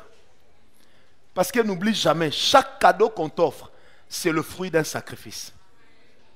Amen. C'est le fruit d'un sacrifice. Les questions d'argent, il faut savoir les aborder. J'entrerai en profondeur une autre fois. Amen. Hein?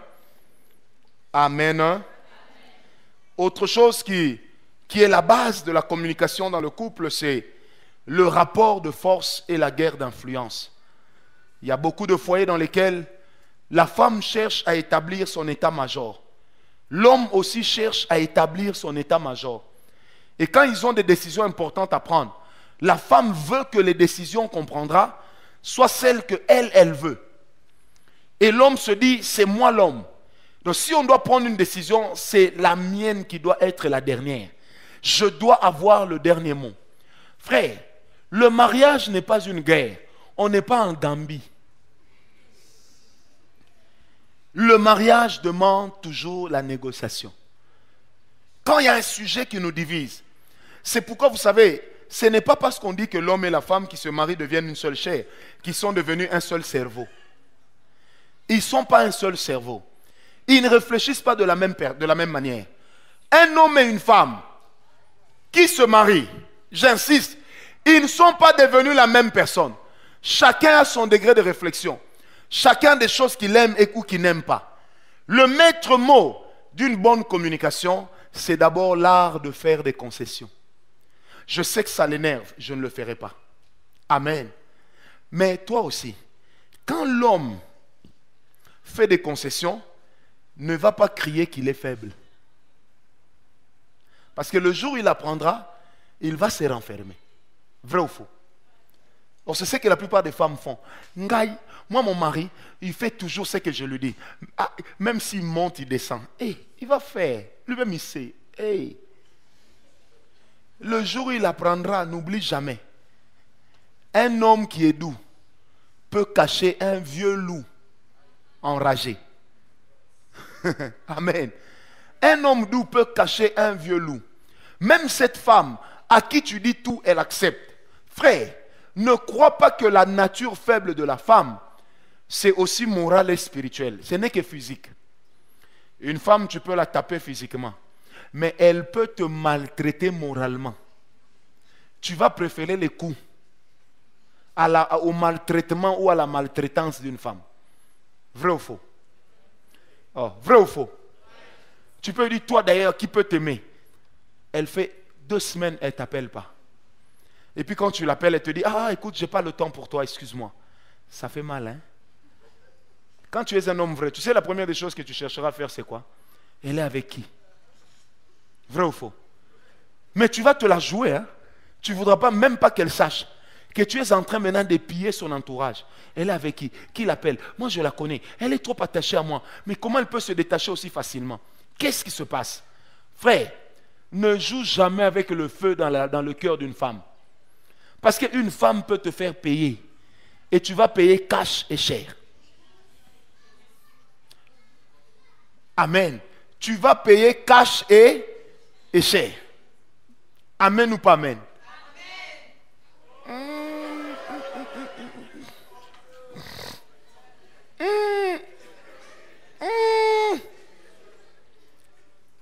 Amen. C'est pourquoi vous allez remarquer que il est de ces couples, les deux ne parlent pas bien devant les gens. Ou des fois devant les gens, l'homme a l'habitude de mater la femme. Ça c'est l'apparence. Ce qui se passe là-bas. Frère, vous ne pouvez pas imaginer combien il y a des gens qui sont des grands danseurs devant la femme. Tu dis vraiment, cette petite ici, on a 8 ans d'écart. Elle va me faire un chantage? Jamais. Est-ce que je peux parler librement? Le jour où tu es là-bas, au garde à vous, là-bas, tu es au garde à vous. Seulement quand tu viens, tu dis, je suis fatigué, je dors. Un viol n'est pas loin d'arriver. Là, tu dis, tu ne me touches pas. J'ai dit, tu ne me touches pas. Sinon, j'en parle à mon avocat. C'est là que tu vas voir l'homme commencer à promettre même le ciel. Chérie, tu sais que je peux même prendre une partie du ciel et te donner. Si j'étais là au temps de Jésus, je leur ai fait un coup d'état. Je serais devenu Jésus à sa place. Des fois, tu promets des choses qu'en public, tu ne promettras jamais. Frères, sœurs, n'oubliez jamais que la résistance sexuelle d'une femme est plus grande que celle d'un homme. C'est prouvé. C'est psychologique. Une femme peut croiser ses jambes 6 mois quand elle est mariée et qu'elle est habituée au sexe. Mais un homme croisé 6 mois, à l'occasion de rien. Frère, à l'occasion de rien. On va te voir que tu as changé de savon. Hein?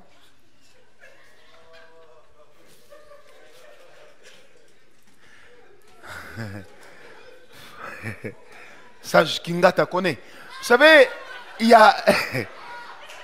Non, il connaît parce qu'il en a déjà entendu parler.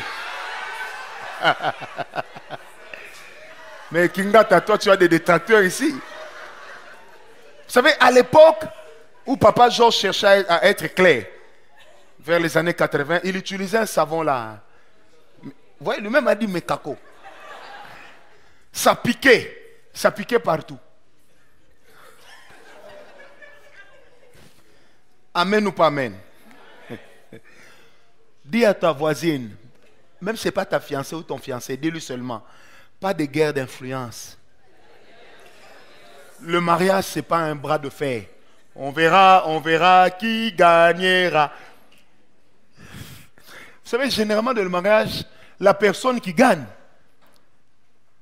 est connue d'avance.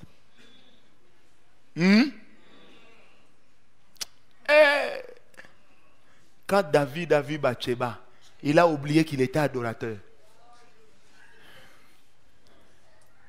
Il a commencé à se dire, cette belle femme est de qui? On lui a dit, mais de Uri, ton garde. Je dois tuer Uri pour faire quoi? Pour récupérer. Maintenant, dis, je me suis toujours posé la question, Papa Georges. Qu'est-ce que Bathsheba avait dit à David qu'on n'a pas écrit quand il lui a dit, souviens-toi que tu avais promis que Salomon, mon fils, deviendra roi. Qu'est-ce qu'il lui avait dit et qu'est-ce qu'elle lui avait rappelé?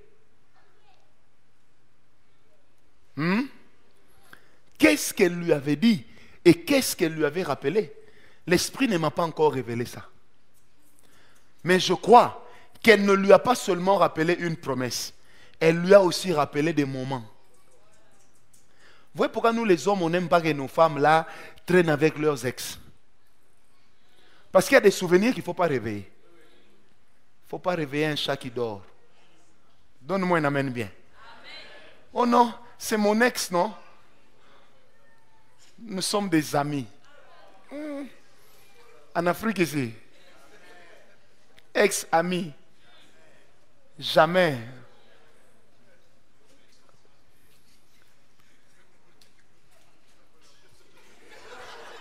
Landrino. Non, Landry a mis ses chants dedans. Amen. Est-ce que quelqu'un me comprend? Il ne faut pas faire le quota avec une femme. Ne crois pas que tes biceps là vont toujours agir. Tu as compris? Tu as compris. Mais c'est le quota. Ne crois pas que ça va toujours. Toi, tu peux taper. Mais mariez-vous. Là où elle va te taper, tu vas pleurer sans coup. Ah, laissez. Tu vas pleurer sans coup. Il y a des hommes qui sont maltraités dans les foyers. Pas parce qu'on les tabasse. Oui, on les tabasse peut-être, mais en utilisant des coups de poing qui ne sont pas physiques. Le mariage, ce n'est pas un bras de fer. Amen. C'est pourquoi quand on aime, on doit apprendre à être juste. Amen. Hein? Deuxième partie, la communication sur les sujets les plus compliqués. Vous savez, même quand on est marié, il y a des sujets qui sont très compliqués. Hier, j'étais en train de parler avec une soeur, et puis elle me dit, prophète, tu sais que ton ami là ne mange jamais chez lui. J'ai dit, ah bon? Pourquoi? Elle me dit, mais sa femme ne sait pas préparer. Comment dire à celle que tu aimes qu'elle ne sait pas préparer? Surtout pendant que vous êtes déjà mariés. Sœur, frère, au lieu de l'appeler toujours nettoyer tes habits, appelle-la aussi un jour préparer. Hein? J'ai eu un ami qui avait une fiancée, Moulouba. Cette fiancée ne savait préparer que 3 choses. Ndakala, Pondou, Maïmaï, Thompson. Et lui, il aime manger et bien manger. Le frère se disait, mais quand on va se marier, je vais carrément prendre un abonnement à Aldar. Vous savez, sœur, il y a des sujets comme le sujet des repas. Ta femme a mal préparé. Comment le lui dire? Parce que vous savez que chez certaines femmes, ça ne passe pas toujours. Amen. Une sœur me disait, moi je tenais un restaurant, hein, mais le jour où elle nous a invités à manger chez elle, en sortant, nous nous sommes posé la question. Si elle tenait un restaurant, c'était certainement un resto du cœur. Là où personne ne paye l'addition. Là où on ne mange que tout ce qu'on vous a offert. Comment discuter avec sa femme sur la nourriture quand ça n'a pas été bien? C'est peut-être des sujets faciles, on le pense, mais très durs. Parce qu'une femme à qui vous dites que tu prépares mal, hier aussi tu avais mal préparé, et si vous êtes mauvais, vous dites demain aussi c'est sûr que tu vas mal préparer. Ça fait très mal. Amen. Amen. Un autre sujet sur lequel la communication est difficile, c'est les sujets concernant la belle famille. Dis un peu avec moi la belle famille. Non, dites-moi bien la belle famille. Dis, pas d'intimidation. Amen. S'il y a des sujets compliqués dans la vie, c'est la belle famille. Vous savez, il y a des hommes qui rentrent toujours en retard. Parce qu'il sait que quand il vient, il y a toujours la soeur de sa femme, la mère de sa femme. Il y a toujours quelqu'un comme ça de la famille de sa femme. Jamais il ne croisera son frère ou son cousin. Et la femme est toujours là. Nous, on a grandi en famille. Hein. Vous avez grandi désunis. Mais unis nous aussi. Vrai ou faux? Unis nous aussi. Comment dire à la femme que ta mère exagère? Comment dire à ta femme que son frère exagère? Vous savez, il y a un couple que je connais, ils ont eu un grand problème. Ce problème est parti d'une montre et d'un parfum. Le grand frère de la femme est venu, il est entré dans la salle de bain, il a trouvé le parfum de son beau-frère et il l'a mis. La sœur du mari est arrivée. Elle a trouvé la montre de son frère. Elle a porté. Maintenant, la femme est fâchée. Tu as toujours refusé que je porte ta montre. Mais quand ta sœur a porté, tu n'en as pas fait un problème. Mais le jour où mon frère a seulement mis un peu de parfum en te laissant la bouteille, tu l'as détesté. Frère, on a pris du temps pour les amener à se comprendre. L'homme avait une raison. C'est quand même ma soeur. Hein? Nous, on a grandi comme ça. Hein? Et si elle prend ma montre, ça fait quoi? Et la femme qui répond, et c'est quand même mon frère. Et s'il a mis seulement quelques gouttes, excusez-moi, elle disait quelques gouttes de merde de ton parfum, ça fait quoi? Et c'était devenu un problème très sérieux. Et la sœur criait partout, il m'a lésé. Il ne m'aime pas. Vous savez, quand dans le mariage, la femme commence à dire, mon mari n'aime pas ma famille, ça devient compliqué. Amen. Amen. C'est pourquoi, moi chez moi, ce que j'ai dit, je ne prends pas mes membres de famille, on ne prend pas aussi les membres de famille de ma femme. Comme ça, on est quitte. Amen. Comment discuter sur les sujets des familles? Surtout quand vous en avez marre. Une femme me disait, moi mon mari, chaque dimanche après culte, on doit aller dire bonjour à son père. Mais déjà chaque jour, avant d'arriver à la maison, il va dire bonjour à son père pour s'enquérir de sa santé pendant qu'il n'est pas malade. Et la femme en a marre. Mais comment le dire à son mari qu'il exagère? Comment le lui dire? Amen. Comment dire à ton mari qu'il exagère avec sa famille? Comment dire à ta femme qu'elle aussi exagère? Ce sont des sujets qui fâchent. Et des sujets qui créent souvent des problèmes. Des remous. Mais pour lesquels on n'a pas toujours la sagesse dans la gestion. Un autre problème qui crée souvent... Un autre sujet qui crée souvent des problèmes, je l'ai dit avant, je le répète, c'est le problème d'argent. Pour qui est-ce qu'il dépense le plus? C'est là que moi, homme, et d'autres hommes, tels que les Fabrice et les autres, nous savons ce que nous faisons. Vous savez, aller à Pelou Store, aller dans les grandes surfaces, vous allez remarquer que la première des choses de laquelle l'homme se débarrasse, c'est la facture. Surtout quand ce qu'il a acheté, ce n'est pas pour sa femme.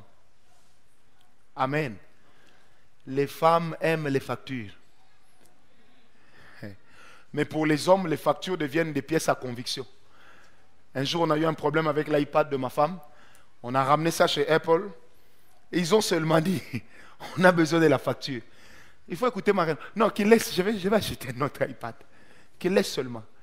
Parce que je me suis dit, il risque de découvrir que dans la facture, je m'étais acheté quelque chose plus cher que ce que je lui ai offert. Quand un homme fait son achat, la première des choses qu'il enlève, c'est l'étiquette du prix. Aïe, baté. Si elle sait, elle va me réclamer quelque chose. Je ne sais pas pourquoi, mais il paraît que nous les hommes, nous sommes comme ça. En tout cas, moi, oui. Amen.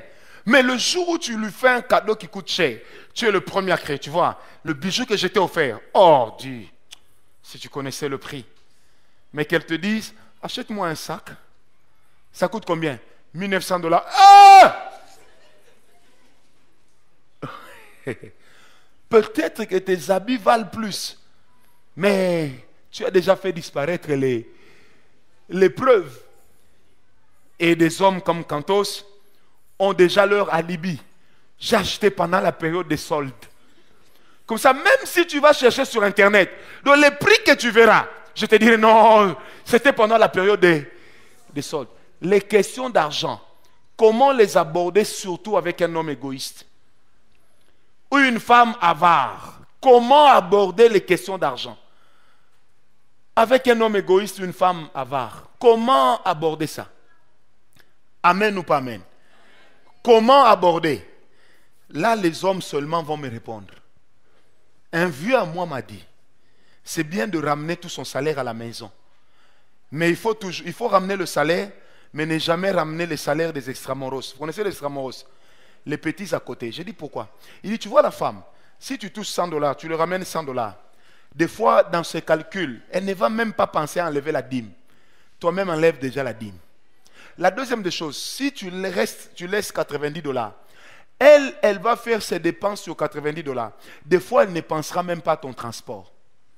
De deux, le jour où l'enfant va tomber malade, elle reviendra encore vers toi, oubliant que tu lui avais déjà donné tout l'argent. Maintenant, les hommes, il faut tout dire ou pas? Pas les femmes. Les hommes, il faut... Il y a des gens qui sont à côté de leurs femmes. Les femmes, regardez-moi. Les hommes, vous, faites seulement signe de la tête si elle est à côté. Les hommes, il faut tout dire ou pas?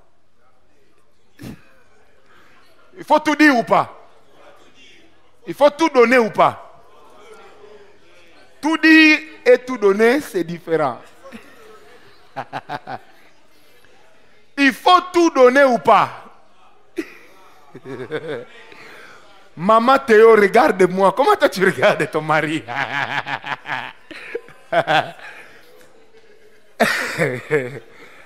Est-ce que je peux poser cette question? Il faut tout dire ou pas? Les hommes, je vous regarde. Il faut tout donner ou pas?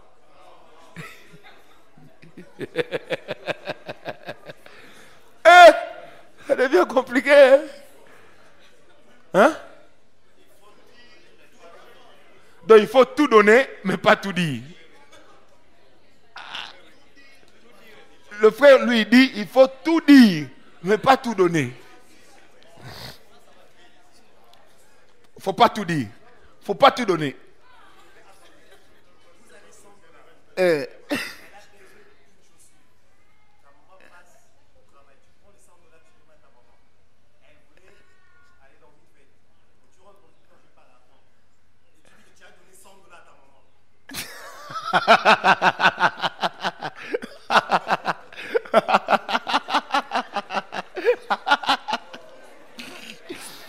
Non, mais ce qu'il dit est vrai.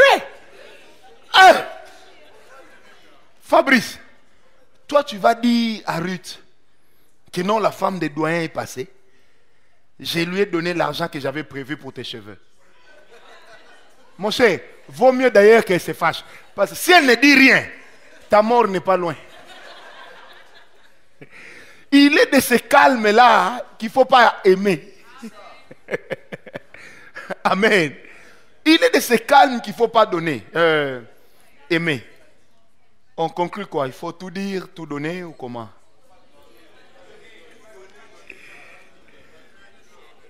Hein? Mukanda, il faut tout dire et tout donner. Non? Il faut tout dire et tout donner.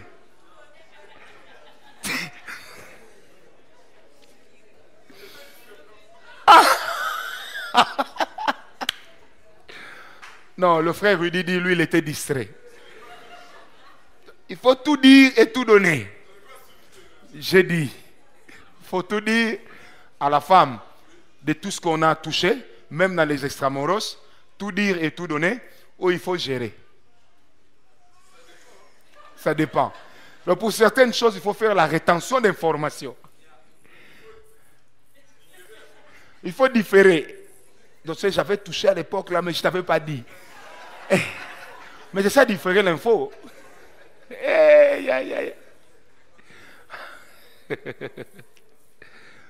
Amen. En fait, il faut tout dire et tout donner, mais tout dépend de la personnalité de la personne en face. Amen. tout dépend de sa personnalité. Deuxièmement, tout dépend aussi de la manière dont vous présentez la chose. Parce que le frère a dit, on a peut-être ri, mais c'est vrai. Toi, tu vas dire à ta femme, d'une manière crue, que voilà l'argent destiné à tes cheveux, j'ai donné ça à ma maman parce qu'elle était passée au bureau. Et tu vas le lui dire comme ça, pendant qu'elle déjà, elle a défait ses cheveux parce qu'elle t'attendait. Non, mon gars, il ne faut pas lui dire ça directement, par souci de vérité ou quoi. Hein? Par souci de... Mais tu vas créer des problèmes. Amen ou pas amen? Monsieur t'a donné 10 $ pour faire le marché. Tu as rencontré ta mère qui avait faim. Tu as dit, bon, voilà, je donne un peu à maman. Et puis quand monsieur te dit, comment il y a un peu de nourriture comme ça? Facile, directement, tu dis, non, tu sais, si je n'ai pas acheté beaucoup de nourriture, c'est parce que j'ai donné un peu à maman. Mais le gars peut taper sur la table. Comment ça? Donc ton papa là, moi j'ai épousé sa femme. Vrai ou faux? C'est pourquoi les questions d'argent demandent également beaucoup de tact. Un autre sujet qui crée des problèmes, ce sont les amis de l'autre. Dis un peu avec moi, les amis de l'autre.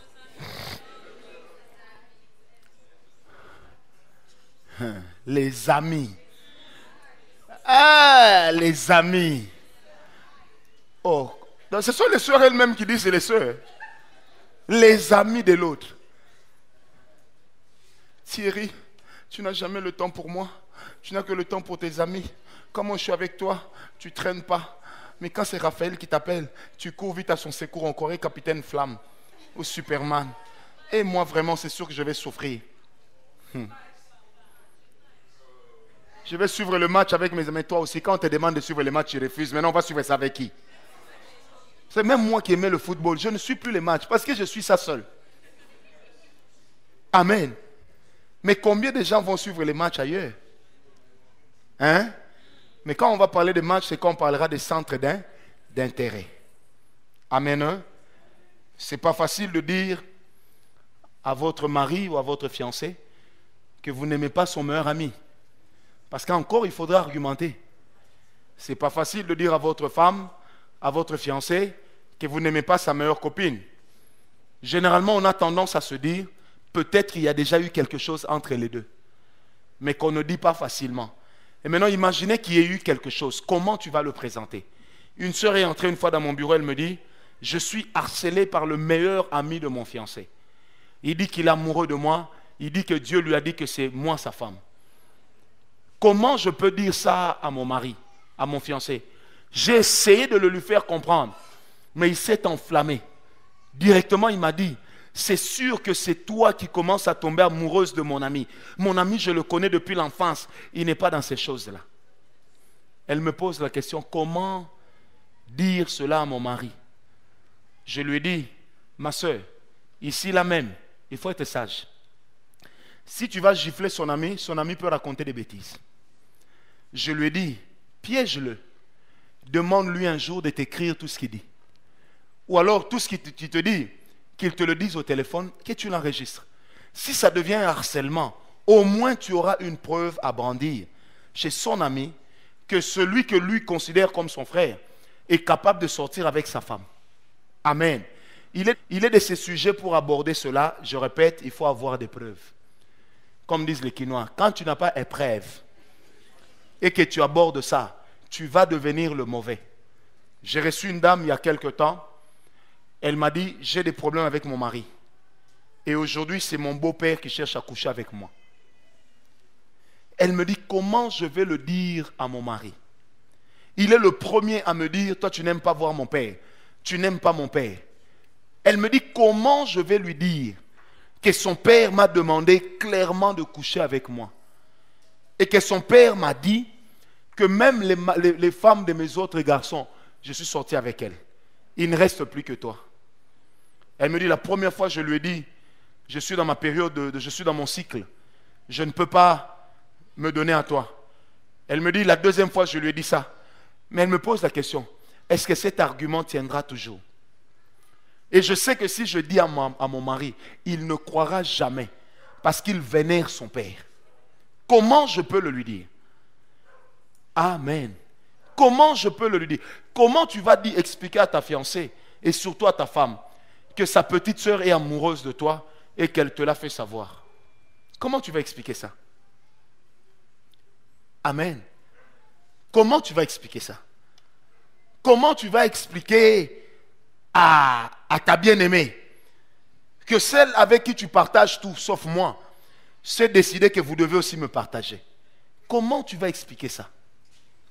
Il y a des sujets où il est des sujets qui ne sont tout simplement pas faciles à aborder, même dans le contexte d'un couple chrétien. Donne-moi un amen bien. Amen ou pas amen? Est-ce qu'un homme peut m'aider? Comment tu vas expliquer à ta femme que ta petite soeur m'aime? Explique-moi un peu, comment tu vas faire? Raphaël, comment tu vas faire? Hein? C'est pourquoi quelquefois quand tu vois ton mari éviter ta famille, hein? Par moments laisse-la un peu. Amen. Comment toi tu vas expliquer à ta femme que sa petite soeur est amoureuse de toi et qu'elle t'a fait une déclaration d'amour? Mon cher, tu vas faire comment? Tu vas me dire clairement, tu vas prier. Non seulement que sa petite soeur est amoureuse de toi, mais elle est plus belle que sa soeur. Elle prépare mieux que sa soeur. Et à chaque fois qu'elle voyage, c'est toujours Fabrice. Moi je pars, hein, je te laisse avec ma soeur, elle va s'occuper de toi. Tala, si tu voyages, prépare-lui des pots, laisse au congélateur, achetez le micro-ondes, apprends-lui comment on chauffe la nourriture. Ne laisse pas ton mari avec tes soeurs. Il y a un péché dans lequel les hommes tombent souvent, avec une conscience tranquille, c'est celle de consommer dans leur belle famille. Est-ce que quelqu'un me comprend? Oh non, je voyage, hein? Je te laisse ma petite soeur. Vous savez, le sexe que vous voyez là, son éducation est compliquée, hein? Tu vas dormir la nuit comme ça au canapé parce que tu as suivi le film jusqu'à minuit. Et puis elle est en train de passer. Elle met aussi le pan ici. Elle vient de se laver. Et ça colle bien. Et c'est, vous savez, non, il ne faut pas tenter le diable, il est déjà tombé. Et c'est à ce moment-là où elle est en train de passer. Elle n'a rien. Et elle a des histoires bien là. Des bibotos et des bibondos. Maintenant, quand elle passe, elle est mouillée. Et quand elle est mouillée, vous-même, vous savez comment le pan tient bien. Ça veut dire, quand elle fait couin, tout son corps fait couin. Quand elle fait couin, tout son corps fait couin. Même en plein sommeil, tu ne vas pas comprendre comment le diable va te réveiller. Et quand tu vas te réveiller, directement... Moi, je ne sais pas pourquoi Dieu a fait le sexe loin de la tête, hein. Parce que des fois, j'ai constaté que ça réagit avant la tête. Donc avant que toi, tu te dises, elle est bien, hein? Lui déjà, tu vois, il sort de son silence. Et il commence à évoquer le dialogue de la Cinco. Il commence à évoquer un arrangement particulier, sous réserve. Amen. Est-ce que quelqu'un me comprend?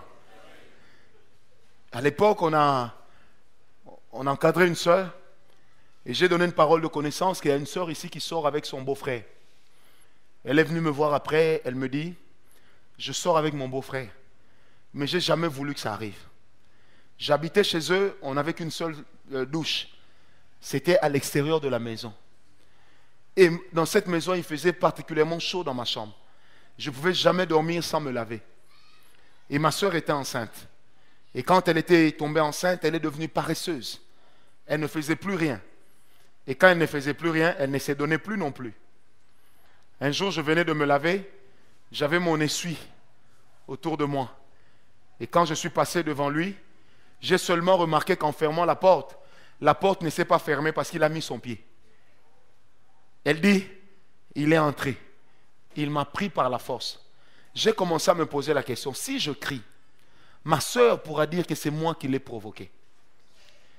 La famille, on pourra dire que c'est à cause de moi que le couple de ma sœur s'est disloqué. Elle me dit, la première fois, je me suis laissé faire. on a fait l'amour. Quand il est sorti de ma chambre, j'ai pleuré. La deuxième fois, on a fait l'amour, j'ai pleuré. Elle me dit, papa, au moment où je vous parle, on a fait l'amour plus de 100 fois. Je ne sais plus arrêter. En fait, il est devenu notre mari à nous deux. Et souvent, il envoie sa femme en vacances à l'étranger. Et quand elle n'est pas là, nous vivons le bonheur. Dieu merci, nous lui avons parlé, elle a compris. Aujourd'hui, c'est une femme mariée. Et à chaque fois qu'elle me voit, elle me dit toujours, je n'oublierai jamais ce que tu as fait pour moi. Plutôt que de me regarder comme quelque chose de sale, quelqu'un de sale, mais tu as eu de la considération pour moi malgré mon péché, je voudrais te dire merci. Amen. Dis à ton voisin, il y a des sujets qu'on n'aborde pas facilement. Dis-le lui. D'autres sujets qui font mal, c'est lorsque votre mari ou votre femme a l'habitude de vous gêner ou de vous foutre la honte devant les gens. Amen. Hein? Comment vous allez réagir? Un autre sujet qui fâche, c'est la nature des cadeaux. Noël est là. La soeur vient te dire, oh, il m'a fait un cadeau, mon fiancé. Hein. Mais à toi, on n'a rien offert. Tout ce qu'il a offert, c'était des guirlandes. Parce qu'en passant chez vous, il avait remarqué que vous aviez un arbre de sapin. Amen. Hein? Et un autre sujet qui dérange, et d'ailleurs celui-là, je vous demanderai de ne jamais l'évoquer quand vous avez un problème dans le couple, c'est la possibilité de la séparation. Évitez d'évoquer la possibilité d'une séparation. C'est pourquoi, frère, faites très attention. Un autre sujet qui fâche, duquel on ne parle pas toujours, mais sur lequel on a du mal à communiquer, c'est sur la télévision, la radio et souvent l'ordinateur et le téléphone. Nous sommes pendant la période de la Coupe d'Afrique des Nations. L'homme veut suivre son match. Au moment où Ghana joue contre Togo, Novelas passe son meilleur épisode de telles choses. La femme a tendance à dire à l'homme, mais toi aussi, tu peux suivre ça demain, non? Ça sera rediffusé. Et l'homme qui dit, non, un match c'est comme une omelette. Ça ne se mange que chaud. Comment régler ça? Et c'est là que quand l'homme n'est pas gentil, il sort de ses gants et il commence à dire à la femme, d'ailleurs c'est ma télé. C'est moi qui l'ai acheté. C'est à moi de décider. Vous savez, quand un chef de famille a l'habitude de répéter à tue-tête que c'est lui le chef, en réalité il est un mauvais chef. C'est comme un père qui a l'habitude de dire à son enfant, je suis ton père, je suis ton père. En réalité il est un mauvais père. Parce que la paternité se constate. La paternité se démontre, elle ne se déclare pas. Et elle ne se revendique pas. Amen. Les conséquences d'une mauvaise communication. Alors si vous me posez la question sur ces communications compliquées, comment faire? Je vous dirai, c'est vraiment à agir au cas par cas. Toutes les femmes ne sont pas les mêmes et tous les hommes ne sont pas les mêmes. Prenez du temps pour connaître votre mari, pour connaître votre femme. Prenez aussi le temps pour connaître votre fiancé, pour connaître là ou le fiancé. Pas sexuellement, non. Mais prenez le temps de bien connaître son caractère, de bien connaître sa personnalité. Vous savez, un jour je suis allé quelque part et le pasteur me parlait d'un de ses fidèles. Il me dit, mon cher, tu vois mon fidèle ici. Si tu vas chez lui à la maison, tu comprendras que ce n'est pas lui qui dirige. J'ai dit, comment ça? Il dit, je ne sais pas t'expliquer. Mais quand tu arrives chez lui, tu sens la femme, mais tu ne le sens pas. Et j'ai dit au pasteur, tu dois pouvoir les aider à équilibrer. Chez eux, on doit sentir aussi bien l'un que l'autre. Et quand un homme devient à l'aise en dehors de sa maison, c'est compliqué. Et quand une femme devient à l'aise en dehors de sa maison, c'est que la communication ne passe pas bien. Amen. Les conséquences d'une mauvaise communication dans le couple. La première des choses, ce sont les blessures intérieures. Est-ce qu'on peut dire avec moi les blessures intérieures? Non, disons-le bien, les blessures intérieures. Combien de fois n'avons-nous pas blessé nos femmes? Combien de fois n'avons-nous pas été blessés par elles? Combien de fois est-ce que même dans le contexte d'un couple marié, il n'y a-t-il pas des blessures intérieures? Et les blessures intérieures dans un couple, des fois, ça vient parce que l'autre a l'impression que nous ne la plaçons pas là où il fallait, que nous ne lui donnons pas la valeur qu'il faut, ou la valeur qu'elle estime, ou qu'il estime méritée de notre part. Amen. Les blessures intérieures. Combien de femmes, je prêchais encore ici pendant la semaine, j'ai donné une parole de connaissance, je crois que c'était jeudi ou vendredi. J'ai dit, il y a une femme ici, elle est consciente qu'elle déteste son mari. Elle lui en veut. Je m'attendais peut-être à voir une jeune fille. J'ai vu une grande maman qui est venue ici devant. Elle a pleuré comme un petit enfant. Elle a pleuré. Elle déteste son mari. Elle en est arrivée à le détester tellement cet homme l'a blessée. Combien de femmes ne se sentent pas trahies? À chaque fois que j'ai besoin de lui, il me rejette, il me repousse. Alors elle est blessée. Elle commence à faire n'importe quoi et souvent à faire des choses qui énervent. Bien-aimé, j'aimerais qu'on le sache. Même si tu es un homme dans une maison, n'oublie jamais que tu restes un chrétien. Amen. Et la Bible dit ceci aux chrétiens. Le mal que tu ne veux pas qu'on te fasse, ne le fais pas non plus à autrui. Autrui, ce n'est pas seulement les gens que tu rencontres en route. Mais autrui, c'est aussi ta femme, c'est aussi ton mari. Des fois, nous avons les oreilles, surtout nous les serviteurs. On a toujours les oreilles pour les autres. On a les oreilles pour les fidèles, mais nous n'avons pas toujours les oreilles pour nos épouses. Souvent, nous ne les écoutons pas. Et nous avons l'habitude de croire qu'elle est une bonne femme en tout, sauf dans le ministère. Faites très attention. Amen. Des fois, ce sont des petites attitudes, mais desquelles peuvent naître des grosses blessures. C'est quelque chose qu'il y avait entre nous deux. Pourquoi elle en a parlé à X? Pourquoi elle en a parlé à l'autre? Ça blesse. Et on remarque que le mari se renferme, ou encore il devient distant. Devant les problèmes qui dérangent, il n'en parle plus à madame, parce que madame ne garde pas les secrets. La culture du secret dans un couple, ça doit exister. Mais faites attention. Plus vous gardez aussi des secrets, vous deux, des secrets qui fâchent et qui blessent, un jour, ces secrets-là vont vous faire du mal. C'est pourquoi les pasteurs existent, les parrains existent, les amis aussi existent. Amen. Pour que quelquefois, vous appreniez à faire quoi? À partager avec eux. Ce n'est pas parce qu'un pasteur vous a déçu que tous les pasteurs sont comme ça. Ce n'est pas parce qu'un ami vous a déçu que tous les amis sont comme ça. Est-ce que quelqu'un est avec moi? Il est faux de croire qu'on va résoudre tous les problèmes que nous deux. Quelquefois, on connaîtra des problèmes qui demanderont à ce que une personne autre que toi et moi puisse venir à la rescousse. Est-ce que quelqu'un est avec moi? Mais il faut toujours le faire avec tact pour éviter les blessures intérieures. Une femme me disait un jour, je ne sais plus comment me comporter avec mon mari. Je fais ça, c'est pas bien. Je fais ça, c'est pas bien. Je fais ça, c'est pas bien. Alors finalement, j'ai décidé de ne plus rien faire. Et le couple a commencé à prendre l'eau. Amen. Jusqu'à ce qu'ils ont commencé à parler de divorce. Deuxième des choses, comme conséquence d'une mauvaise communication, c'est la mauvaise réputation et le mauvais témoignage que l'on draine. Je ne sais pas si j'ai raconté ça ici aux grands jeunes. Il y a une grande église de la place où le pasteur est réputé coureur de jupons. Et un jour, il y a une sœur de la chorale qui est tombée enceinte. On lui pose la question, c'est qui l'homme avec qui tu es allé? Elle ne veut pas dire. En pleine prédication, c'est l'épouse du pasteur qui prêchait.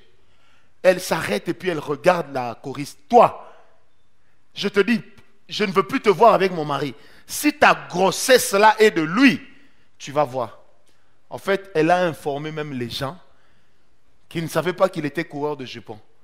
Or, la meilleure, ce n'était pas la grossesse du pasteur, c'était la grossesse du petit frère de la femme du pasteur. Est-ce qu'on me comprend? Mais pendant le temps où il fallait vérifier l'information, le mauvais témoignage s'est répandu. N'oubliez jamais, la Bible dit, une bonne réputation vaut mieux que de l'huile. Frère, un homme qui a une bonne réputation vaut mieux que quelqu'un qui a beaucoup d'onction. La réputation est plus importante que l'onction. Le témoignage est plus important que les présents. Est-ce qu'on est avec moi? Quand vous avez l'habitude d'aller raconter aux voisins ce qui se passe avec votre femme, ce qui se passe avec votre mari, est-ce que vous ne savez pas que vous lui collez une mauvaise réputation? Amen. Vous lui collez une mauvaise réputation. Vous lui collez un mauvais témoignage. Je parlais ici de cette femme pendant la semaine, mariée, elle est enceinte. Un jour, elle se réveille la nuit. Elle sait que son mari reste tard la nuit au salon. Elle arrive là, l'homme n'est pas là. Elle entend un petit mouvement dans la chambre de la bonne. Et quand elle entre, elle trouve le mari en plein débat avec la bonne. Vous savez ce qu'elle a fait? Sœur, toi, tu aurais fait quoi? Hein? Tu aurais fait quoi? Tu vas pleurer, hein? Sœur, toi, tu aurais fait quoi? Tu vas fermer la porte. Et puis ensuite, tu fais quoi? Tu les enfermes. Et après, tu fais quoi? Tu rentres, hein? Tu rentres où? Tu dis? Donc, tu les enfermes, mais tu les laisses pendant plusieurs jours. Qui se consomment bien.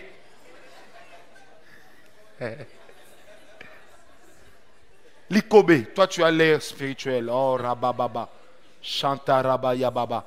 Toi tu vas faire quoi? Sincèrement. J'aime bien la nuance. Hein? Sincèrement. Oui, sincèrement. Tu vas t'évanouir. Tu iras lire, toi tu vas faire quoi? Hein? Sincèrement. Tu vas rien faire. Donc si tu fais quelque chose, tu vas tuer quelqu'un. Ou qu'on a tué. Et Loan, toi tu vas faire quoi? C'est pareil. Loan, toi tu vas faire quoi? Tu fermes la lumière, tu éteins la lumière, puis tu tapes. Tu fais que tu tapes.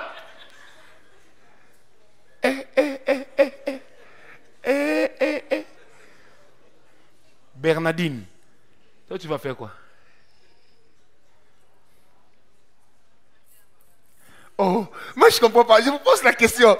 Vous me répondez d'abord par une question, sincèrement. Oui, sincèrement.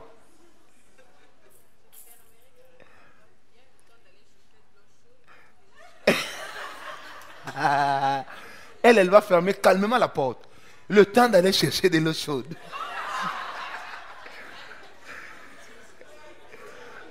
C'est sérieux, hein? Kamona, toi tu vas faire quoi? Et regardez déjà comment elle fait. Moi, elle a fermé un œil.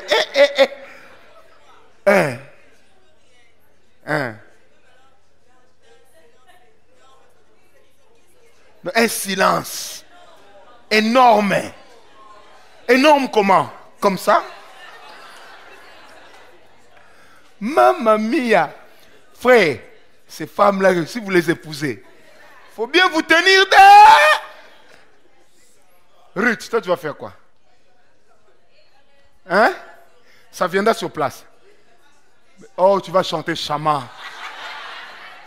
Quand tu vas voir comme ça directement, tu te mets à crier Maître de l'univers. Et vous savez ce que cette dame a fait? Elle a fermé la porte, elle est retournée dans la chambre. 10 minutes après, l'homme est revenu. Elle a même aidé l'homme à se couvrir. Ils ont passé la nuit.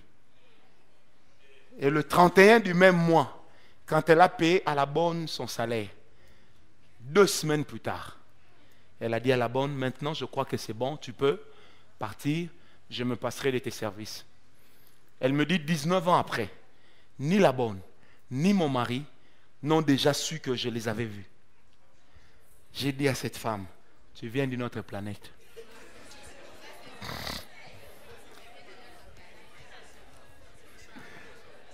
Hein? Ah, donc toi, tu as des projets comme ça aussi. Mais maintenant, toi, pourquoi Dieu doit te donner une femme comme ça? Donc toi, tu as des projets. Frère, il faut venir me voir. Hein? Maintenant, toi, tu es un frère. Parce qu'il ne faut pas que les femmes me trouvent injuste. Gaston, tu trouves ta femme en plein débat avec le chauffeur. Tu fais quoi?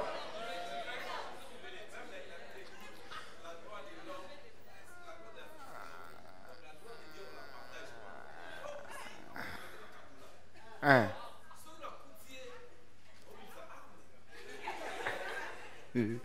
Non, les versets commencent à sortir. Michael, toi tu fais quoi? Hein?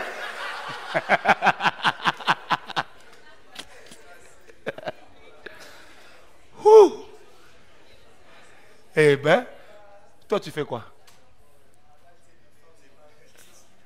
La femme n'est pas une pizza. Donc il n'y a pas de tranche. Ouh. Bon, maintenant toi, tu fais quoi? Tu savais? Bon, toi, tu fais quoi? On pardonne toujours.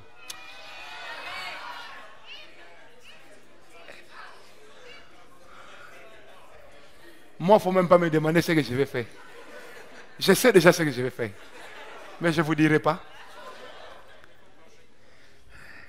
Vous savez pourquoi je ne vais pas vous dire? Parce que pour de telles choses, il ne faut pas dire avant. Il ne faut pas dire avant. Parce que des fois, tu peux dire, je vais tuer. Mais quand tu vois, tu es là, va. Tu m'as fait ça. Ah, va. Je te pardonne. Ah. Un homme a trouvé sa femme avec un homme, avec une femme, et a trouvé sa femme avec un homme. Je vais vous raconter deux histoires. Il a oublié son attaché-caisse. Arrivé à l'arrêt, il se rend compte que, oh mince, j'ai oublié mon attaché de caisse. Quand il revient, il trouve que le lit est en désordre, la femme est toute nue sur le lit seule. Maintenant, quand il ouvre le placard pour prendre sa mallette, il trouve un homme tout nu debout. Maintenant, il pose la question, toi tu fais quoi ici? L'homme lui dit, non, j'attends les taxis de Ropengaba. Devinez ce qu'a fait l'homme. Il a pris sa mallette, il est parti au boulot. À son retour, sa femme n'était plus là. Il a suivi la femme 2 semaines après chez les parents. Et il a pris la femme à côté et lui dit, chérie, pourquoi tu as fait ça? Tu sais combien je t'aime, pourquoi tu as fait ça? La femme lui dira quelque chose d'important. Elle va lui dire, cet homme avec qui tu m'as vu, je ne l'aime pas.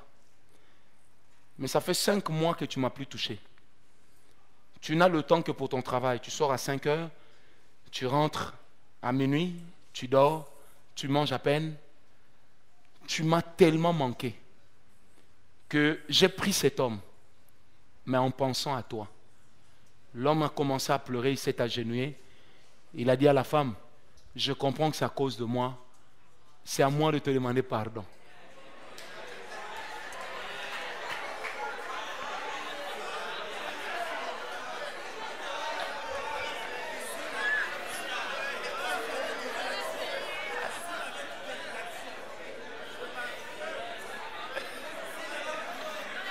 Le frère dit, s'il avait trouvé l'action, ah rien, il n'aurait pas réagi comme ça.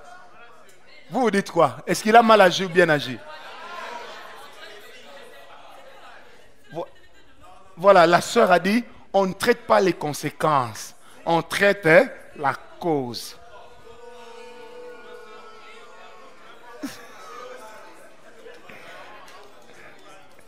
Cet homme a-t-il bien agi ou pas? Non, que les hommes seuls répondent. Qui pense qu'il a bien agi, lève la main.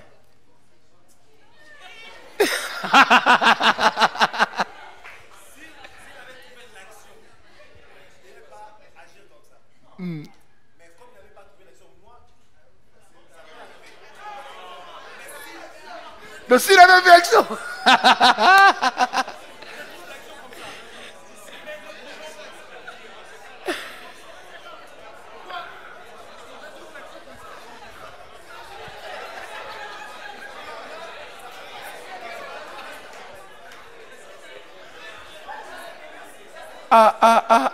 Rudy Kafor, il a bien agi ou pas? Hein? En demandant lui-même pardon, en reconnaissant son tort, qui a poussé la femme à faire ça. Seigneur. Il a bien agi ou pas?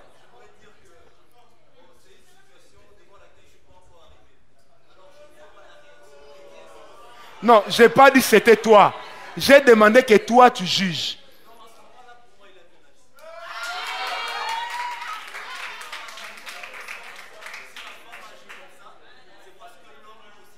Donc il a bien agi.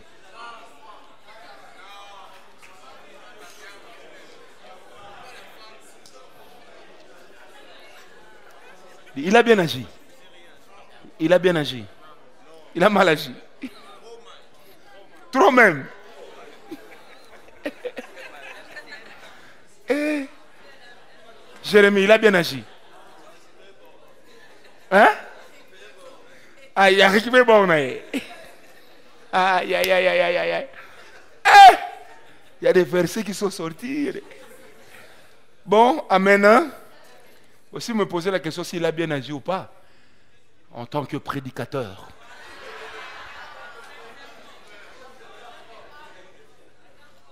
La vérité c'est que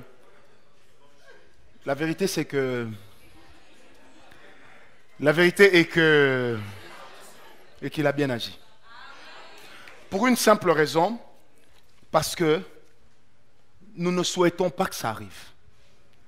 Mais souvent, quand il y a un acte d'infidélité dans un couple mature, avant toute réaction, il est des fois important de se poser la question. Qu'est-ce qui a pu pousser une personne qui m'aime à faire ça? Qu'est-ce qui l'a poussé? Vous avez toujours été collé. Tout à coup, tu jettes ton dévolu sur le travail. En fait, elle se sent trahie. Malheureusement, on ne peut pas toujours prévoir à l'avance les conséquences d'un acte de trahison. C'est comme ces femmes qui ont l'habitude, le mari lui dit, on fait l'amour. Non, je suis fatigué. Demain, je suis fatigué. 3e jour, je suis fatigué. 4e jour, je suis fatigué. Peut-être qu'il ne te dit pas toujours. Pourquoi est-ce qu'il est en train de demander? Peut-être qu'au fond, il ne supporte plus. Peut-être qu'au travail, il est en train de faire face au harcèlement d'une fille qui commence aussi à lui plaire. Et du coup, il se dit, si seulement je peux jeter ma gourme chez moi à la maison, ça m'aidera à me calmer. Amen. Mais c'est pendant ce temps-là que toi, tu lui dis, quand un acte pareil arrivera, quelquefois, je ne dis pas toujours, mais il faut prendre le courage de se regarder dans les yeux, de se demander pardon. Mais des fois, on se rend compte que ce qui a poussé l'autre à l'acte, c'est soi-même. Amen. C'est ça, c'est la responsabilité. Aussi vrai pour un homme que pour une femme. Pour une femme, c'est toujours différent culturellement. Pour une simple raison. C'est que chez nous, une femme n'a pas droit à 2 hommes. Deuxièmement, la capacité de contenance d'une femme est toujours plus élevée, de continence, pardon, est toujours plus élevée que celle d'un homme. Est-ce qu'on me comprend? Mais, à vrai dire, il est aussi important de ne pas jouer avec les nerfs de l'autre. Il y a beaucoup de gens qui ont déjà pardonné ces actes, mais ils ne vous le diront jamais. Amen. Ils ne vous le diront jamais. Ce que le frère a dit est vrai. Trouver l'acte et avoir entendu parler de l'acte, c'est tout à fait différent. Amen. Et dans la loi, si je ne me trompe pas, dans notre loi à nous, dans le code de la famille, quand l'acte d'adultère n'est pas avéré, ça veut dire qu'on ne les a pas trouvés en plein acte. On considère que l'acte n'a pas eu lieu. Si le législateur l'a fait, c'est parce qu'il connaît la pertinence des problèmes que l'on trouve dans les mariages. C'est pourquoi, frères, sœurs, j'aimerais vous le dire, le jour où vous êtes confrontés à ce genre de choses, ne sortez pas l'information de votre maison. Est-ce que quelqu'un est avec moi? Ne sortez pas l'information de votre maison. Gardez d'abord l'information chez vous. Amen. Amen. Troisième chose, troisième conséquence d'une mauvaise communication, c'est le fait que chez soi ne soit plus fréquentable. Vous savez, quand vous allez tout le temps chez des gens, vous êtes là, ils ont l'habitude de se communiquer comme ça par le regard. Vrai ou faux que vous vous sentez mal à l'aise? Et vous avez 2 tribus qui se distinguent, les Baswahili et les Baluba. Ils ont souvent l'habitude de parler leur langue, même devant les personnes qui ne les comprennent pas. Ça ne se fait pas. Que vous le vouliez ou pas, quand il y a une troisième personne qui s'ajoute, vous êtes obligé soit d'avoir une communication limpide, ou alors de vous retirer pour communiquer. Sinon, ça devient un problème. Amen. Moi, j'ai été un jour voir un ami, on me servait un verre de jus. Donc, la dame amène le jus et le verre. Vous voyez que l'homme déjà regarde de loin, comme pour dire, c'est mon jus que tu donnes ou quoi? Donc, j'étais tellement gêné que je n'ai pris plus ce jus-là. Je n'ai plus pris, ce jus-là. Amen. Et au fond de moi, j'ai gardé cette image. Ça ne sert à rien d'aller chez eux, parce que de toute façon, l'homme n'aime pas qu'on offre aux étrangers, à ceux qui viennent à boire. Alors que peut-être que c'était circonstanciel, mais c'est resté. Amen. La quatrième des choses, c'est l'hypocrisie qu'on développe. Lorsqu'il y a une mauvaise communication, on devient hypocrite dans le sens où on commence à faire semblant. On commence à... Vous savez, frère, le jour où votre fiancé, votre femme, commence à faire semblant de tout accepter, si vous découvrez qu'elle fait semblant, vous serez très mal à l'aise. Amen. Amen. Or, quand on commence à faire semblant d'accepter, semblant de tolérer, on sombre dans l'hypocrisie. Or, l'hypocrisie, c'est quelque chose qui détruit les couples. C'est quelque chose qui, tout en laissant les gens unis, les rend distants. C'est pourquoi il faut faire très attention. Une autre conséquence encore, c'est que lorsque on ne communique pas bien, des fois il y a des problèmes de santé, morale, physique et psychologique qui s'en suivent. Moralement, on n'est pas bien. Psychologiquement, on commence à se déformer. Et physiquement, il arrive même que l'on tombe malade. J'ai lu un livre de médecine dans lequel on disait 85%, 90%, 90%, pardon, des maladies desquelles souffre l'homme sont d'origine psychosomatique. Amen. Amen. Vous savez, il est de ces hommes qui ont peur de leur propre maison. Il est de ces femmes qui ont peur de leur propre mari. Parce qu'elle sait qu'il communique mal. Il est brutal. Il sait qu'elle communique mal. Quand elle veut dire quelque chose, elle le dit toujours d'une manière à humilier, d'une manière à écraser, d'une manière à insulter. Amen. Et la dernière des conséquences, c'est lorsqu'il y a une mauvaise communication, on sombre dans la solitude, même au milieu d'une masse de personnes. On sombre dans la solitude. Alors j'aimerais ici relever un plan. Oh, que Dieu soit loué comme Tister est venu. J'avais peur qu'il ne vienne pas. Amen. Il y a un problème que nous remarquons souvent dans les couples et je voudrais en parler pour conclure. Vous savez, des fois il arrive que l'homme et la femme aient un problème de communication. Et ce problème de communication les amène souvent à désigner les autres comme étant à la base de leurs problèmes. Amen. Amen. L'homme et la femme ont un problème et la femme commence à en vouloir au meilleur ami de son mari, au pasteur du mari, au frère du mari avec qui il est souvent. Et elle se dit, s'il a fait ça, c'est certainement un conseil qui est venu de lui. Amen. Si j'en parle, parce que moi j'ai souvent connu ce problème, où tu te rends compte qu'avec la femme d'un collaborateur, ça ne va pas. Avec la femme d'un ami, ça ne va pas. Avec la femme d'un frère avec qui tu es bien, ça ne va pas. Quand tu entres en profondeur, on te colle un problème. En réalité, c'est un problème qui ne concernait que les deux au départ. Vous savez, des fois, c'est que les hommes disent à leurs femmes sur leur pasteur, on ne le connaît pas. Il est de ces hommes qui sont des manipulateurs.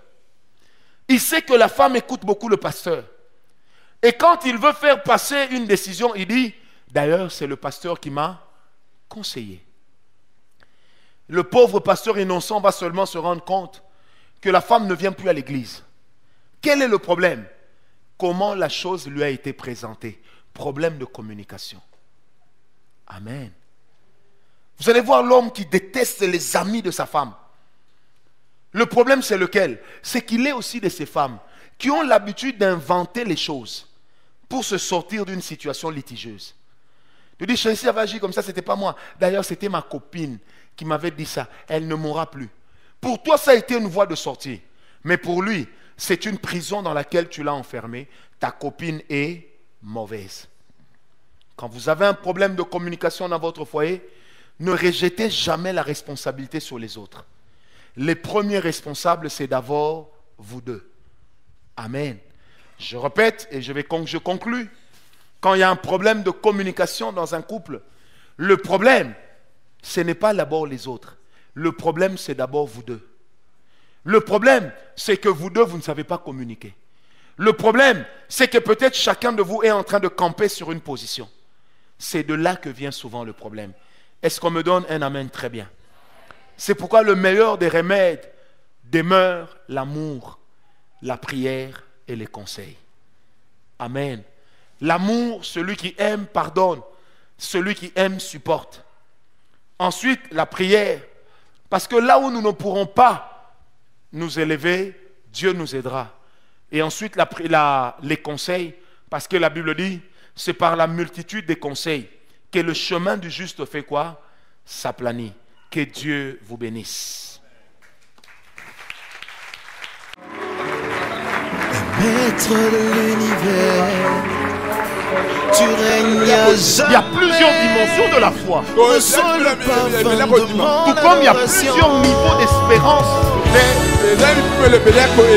Mais l'espérance que Dieu donne est une espérance qui ne faillira jamais. Yahweh Shammah. Yahweh Shammah. Yahweh Yahweh. Oh, oh, oh. Yahweh Yahweh Shammah. Me voici devant ton saint trône. Mon âme a soif de toi. Je lève mes mains pour t'adorer.